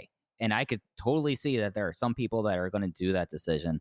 I'm against it personally, but I'm still trying to make sense of someone that has had less than a quarter of the matches of Masaaki Mochizuki and never had a year where she had more than 86 matches. Yeah. And during that so-called dying period, you had years 2004 30 matches, 2005 6, 2006 10, 2007 23, 2008 7, and 2009 13. I'm trying in my brain to rationalize a vote for her, and the more I kind of just look at it, the more I'm going against it. I'm with you there. And then that leaves us Zaki Boy. Zack Sabre Jr. is the last person in the Japanese region, and it makes sense why he's in Japan. It's the same way, like, it makes sense why Grant Hamada is listed in Mexico. But I don't see enough people running around doing Zack Sabre Jr. style technical wrestling case. Do you? Like that? It's just way too I see no one doing it. Yeah, so there's no real positive influence in a manner other than if you want to say he helped build the UK and European wrestling, but when you like kind of like contextualize that, and he was not the one that was like there during the deep, like the big boom times, other than flying in from Pro Wrestling Noah. Yeah, so no, I mean, he's essentially what Satomura was to the UK scene, where he's the name that helped build a scene, but he's not even there for most of the boom. He's living in America doing Evolve and PWG and Noah and then New Japan during the real boom time. And also, I don't factor in the UK indie boom because that lasted as long as T2P did, basically. You know, we're talking about Masaaki Mochizuki, who has a 20-year peak, and I can't credit somebody with the UK indie boom that was 5 years at max. Yeah, I don't take that seriously. Look, I'm stunned at the early returns that Zack Sabre Jr. is getting, and I love the guy. I think he's one of the 50 best wrestlers ever. I actually think as an in-ring wrestler, he's historically underrated. I think it's insane that Zach is getting any support in this Hall of Fame. And part of that might be the way that I always contextualize drawing, because I do think drawing is contextual, and you can't compare Masaaki Mochizuki to Hulk Hogan, let's say. You know, I think eras matter. I think regions matter. I think it's really important that we don't always look at this as a one-to-one scenario. But I can compare Masaaki Mochizuki's drawing record to Zack Sabre Jr.'s drawing record. And the fact is, when Mochizuki's been on top, it has been an abject positive for his promotion. And we have seen Zack Sabre Jr. lay duds at the box office while on top of New Japan. Now, you might make the argument, well, Zach's still drawing more people. You know, there's more people at a Sumo Hall New Japan show than there's ever been at a Dragongate show, period. I personally think that's a bit of a daft argument. I think you have to look at these promotions as individual things and contextualize why Mochizuki is drawing well in Dragongate, why that tops out at X number of people, and why the corporate-backed chugging along, trying to be into the mainstream promotion that is New Japan Pro Wrestling, with all of the positive press coverage they get, whereas Dragongate gets none of it, why they should be drawing more people in Sumo Hall than Dragongate has ever drawn to any of their Dragongate shows. But time after time, when Zach's on top, the arrow is pointing down, whereas time after time with Mochizuki on top, 2000, 2001, 2005, 2011, and some hyped stuff in 2014 through 2016, the arrow was always pointing up. Mochizuki's been doing it longer. He's got better matches. He's got a deeper resume. He's better at the box office. And I think they're about equals in terms of their influence, because they're two really unique wrestlers who no one wrestles like. But I can't believe people are taking Zach seriously, let alone some of the ardent support that I've seen from him, when again, I think Mochizuki clears him in every category, and this one, including influence. Yeah, and Zach's business is so bad. Like, you can't. PWG was a 450 room house, and we don't have any of the datas on DVD, so it's very hard for me to use that as a bolster to his bot. We know that Bola 2014, 2015, 2016, those are their biggest shows of all time. I would say that Zach was absolutely a draw for Bola 2014. Because that was when he moved to America. That kickstarted his Evolve run. I think Zach, you know, PWG was the draw of PWG, but I do think there's a point in time where Zack Sabre Jr. was the most recognizable star in that promotion, and I do think that matters, because I think being the top indie in an indie wrestling America, I think matters, and I think Zach was the top draw in PWG for a little bit, and Zach was, when Evolve mattered most, its biggest star. Not always its champion, as Timothy Thatcher, but you know, you go back to Evolve 58, which was the biggest pay-per-view that Evolve ever did. The draw on that show was Zack Sabre Jr. versus Will Ospreay. He has these small things sprinkled in there in the US and to some degree the UK that I do think are positives, but that's no different than Mochizuki headlining a sold-out Cork and Hall show. I just using Evolve as anyone's case as a draw to me, with the way that promotion was operated until he started using NXT to really kind of pumping it up, it is a very hard hoe for me it's gonna be hard for someone to hoe that land for me. I know that Evolve 58, they got 1200, that was a Mania piggyback, but when you get away from those Mania piggybacks, and when you get away from when you had Adam Cole showing up, and with that, the promotions drawing with him is, I think, because we all lived through the Evolve era, and that was like at the time where everyone was online commenting, tweeting, and everyone was watching shows together, and it was the pre-over consumption. And I think that kind of colors a lot of people's opinions when they want to look back at that time period.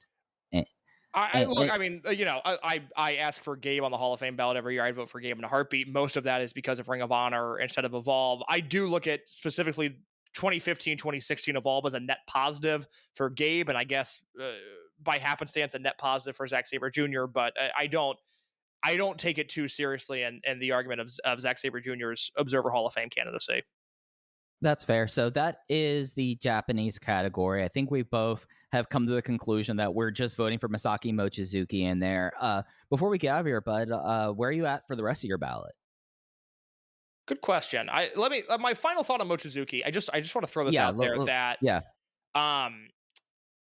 if you voted for Ishii and you're not voting for Mochizuki, I think that's very strange. I think Ishii's one of the 30 best wrestlers of all time. I've said before, my bar for if you should get in on Work Alone is, were you a better wrestler than Chris Hero? Because I wouldn't vote for Chris Hero on Work Alone. I wouldn't vote for Chris Hero, period. But if you're better than Chris Hero, I think I would vote for you. Ishii falls. Yeah, I could see that. Yeah. I think Ishii falls into the category that he had a better career than Chris Hero did. I think Mochizuki had a much better career than Tomohiro Ishii did, and I think Ishii's one of the greatest wrestlers to ever live. But Ishii's work, 2013 to 2019 is when he compiled all of that. Mochizuki, again, you're looking at a peak of 2000 to 2020. I think as you lay out and you contextualize the drawing record, I actually think they're extremely similar candidates at the box office, where there's a little bit more that meets the eye for both of them. And I think the influence is largely non-existent. So if you voted for Ishii, I would just encourage you to take a good hard look at Masaaki Mochizuki. I'm going to post in the Open the Voice Gate channel on the Voices of Wrestling Discord the 30 years of Mochizuki Rex, which is really 28 years because I don't have a 1994 match and I don't have a 1997 match, but I have one match from 1995 and on that I would highly recommend everybody seek out. Otherwise, in terms of my ballot, I'm going to vote for everything except for Europe, Australia, New Zealand, Pacific Islands, Africa. I am not settled on most of this. I know in historical, I'm a big Wild Bull Curry supporter. I'm a Junkyard Dog supporter, and I am on the fence on the Von Erichs. For modern US case. The Von Erichs are Hall of Famers, man. Come on. I think I finally got there where I think I finally got there, but I'm 80% yes on the Von Erichs right now. Modern US, I am a slam dunk yes on the Briscoes. I am a slam dunk yes on Samoa Joe. I have been saying for years that I think CM Punk should have gone in before his AEW return. For as much of a new he's annoying. That's what I'm trying to say. He's the most annoying guy in the world in my opinion now, but and generates the most annoying opinions. Yeah, he's the worst. He's the corniest fucking loser there is, but I do think he's a Hall of Famer. I am on the fence leaning yes on Cody because I think Cody's best days are behind him. And I am on the fence leaning no on Moxley because I'm not sure we've actually seen his peak yet. And I'm in no rush to vote for Moxley. I don't feel like we need to make that decision right now. Mercedes Moné, I think, has an interesting case. Not ready to vote for her. The Becky Lynch thing, I don't understand. I am blown away by the support that Becky Lynch gets. People have written PhD dissertations about Becky Lynch, man. I tell you that I'm on another planet when I hear people talk about Becky Lynch's importance to the wrestling industry at large. I do not get it. I feel like that they are not looking at the same stuff we do. I don't know, man. Yeah. I'm flabbergasted by some of the Becky Lynch stuff that I see. And I said this a few months ago or a month ago when we got our ballots. I don't know what to do with Sabu. I'm a little stuck on that one. But yes to the Briscoes, and I really, really encourage everybody to vote for the Briscoes. And if you have questions about them, please talk to me. Yes on Samoa Joe, yes on CM Punk, maybe Cody leaning yes, maybe Moxley leaning no, just because I don't know if we've seen his peak yet. And I'm unsure of what to do with Sabu. In Japan, it's going to be Mochizuki and then maybe Inoki and Sakaguchi, but more realistically, it's going to be Mochizuki. In Mexico, it's going to be Hamada for sure. And I'm looking hard at Darrell Dixon as a possible second vote in Mexico. I love the idea of voting for Volador Jr. I'm not there with him yet, but I likely will be at some point. And in the non-wrestler category, I am a huge Morris Siegel supporter. I am somebody who is always going to vote for him until he gets in. And I love what Garrett Kidney wrote about Mike today, but I am going to say here that I am not going to vote for Mike today. I think that we're on a lot of similar pages. My Japan, as of now, is Mochizuki. U.S. historical, Sputnik Moreau. I feel really strongly that Sputnik Moreau should be in the Wrestling Observer Hall of Fame. I voted for Sputnik last year. I would imagine I'd vote for him again this year. Hell yeah, vote for Sputnik. June Byers, Junkyard Dog, Cowboy Bob Ellis, the Von Erickson, Wild Bill Curry for that category. Mexico, Darrell Dixon. I have not seen as much Darrell Dixon, and I know it's kind of difficult to like this, but I think that how long he was a star and like how he became kind of that star is, I mean, he had a hell long, like we talk about Mochizuki's career. Darrell Dixon had a long one too. And then of course, Gran Hamada, my third pick, I'm trying to decide between Sangre Chicana and Los Infernales. You know, that one is tough.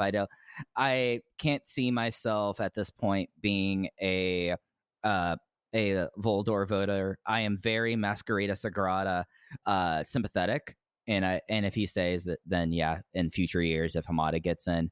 Non-wrestler, I'm a little pissed because I would not have voted in historical if it wasn't for Morris Siegel, you know, with non-wrestler. But Jim Johnson, Reggie Parks, similarly, I feel like the two of them, we don't think about those trappings as much. And I'm going to explore this. Stanley Weston, I'm a big proponent of. Ted Turner, Dave Brown, Morris Siegel. I was really looking into Bill Mercer, and I just kind of came to a point where like I was like going to put together a piece for it, and it just he's an interesting local DFW case, but I don't think it extends to pro wrestling, even though he had that period with WCCW. And Case, you're going to be real happy with my US Modern. Briscoes, Joe, Cody, Punk, and Sabu. I feel happy with that. Not thinking about that last spot anymore. I want to see 5 more years from Moxley, to be quite honest. Yeah, I think Moxley's been incredible. I'm in no rush to vote for him because I want to see what's next in his career. Yeah, and I think that for some people that he's going to become an instant no just because of Death Riders. I think that as soon as it got figured out, Death Riders was actually one of the better things in the promotion over its time period. So in future years, yes. And Sabu, I really took some time. I listened to the Between the Sheets, a Fuck Sabu thing. And just in general, the more I think about it, Sabu is the case the Hayabusa case wants to be. And I think that's enough, to be honest. So yeah, that's where my ballot is at right now, Case. And unless you have anything else to talk about Masaaki Mochizuki, I think we're ready to put a bow on the case for Masaaki Mochizuki. Case mentioned that he'll be posting the 30 years of Masaaki Mochizuki in 28 matches. I will be posting some charts and spreadsheets that we have been using from this. Again, a special thanks to Chris Samsa for his help looking and being able to get us Mochizuki information and be able to better streamline this kind of conversation. But Case, I was looking forward to this episode as soon as I got my ballot, and I'm glad to say that this was, I think, one of the more fun episodes we've done in a while. I think we figured out a way to talk about Mochizuki, which is always nice. A new way to talk about Mochizuki.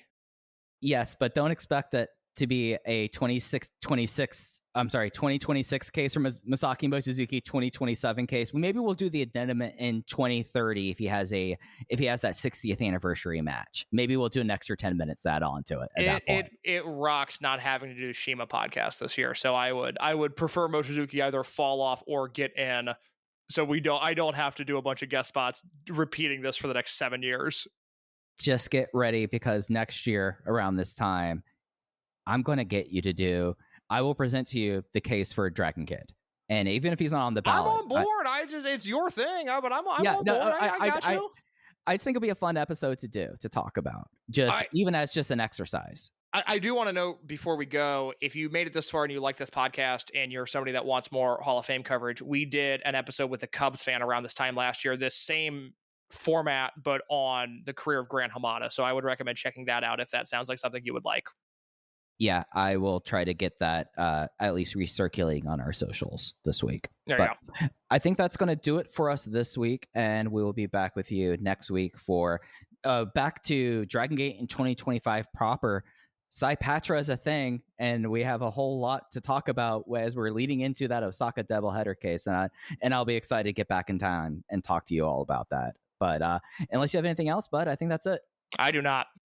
You could follow us on social media at Open VoiceGate. You can follow Case at _ in your case.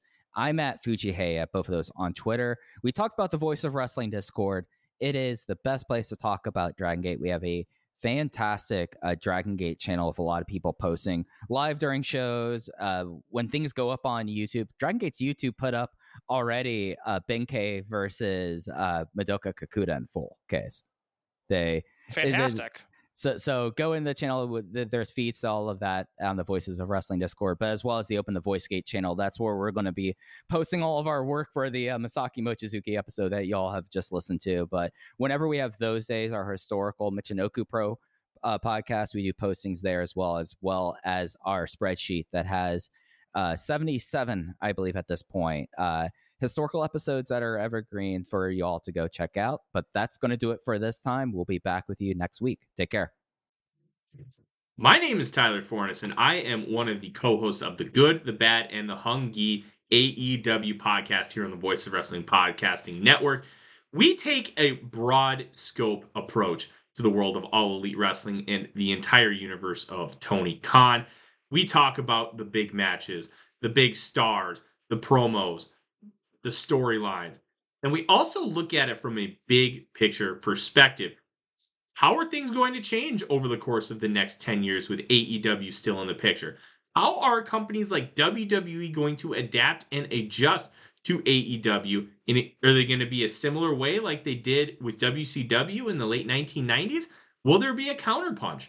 We talk about all of that and more on The Good, the Bad, and the Hungy every week on the Voice of Wrestling Network. Hi, I'm Case Lowe, co-host of the Open the Voice Gate podcast. The one question I'm constantly asked when it comes to Dragongate is, how do I get into the promotion? Well, stop asking and start listening to the Open the Voice Gate podcast, released every Wednesday on the Voices of Wrestling Podcasting Network. For exclusive news and show reviews, look no further than the leader in Dragongate coverage, Open the Voice Gate.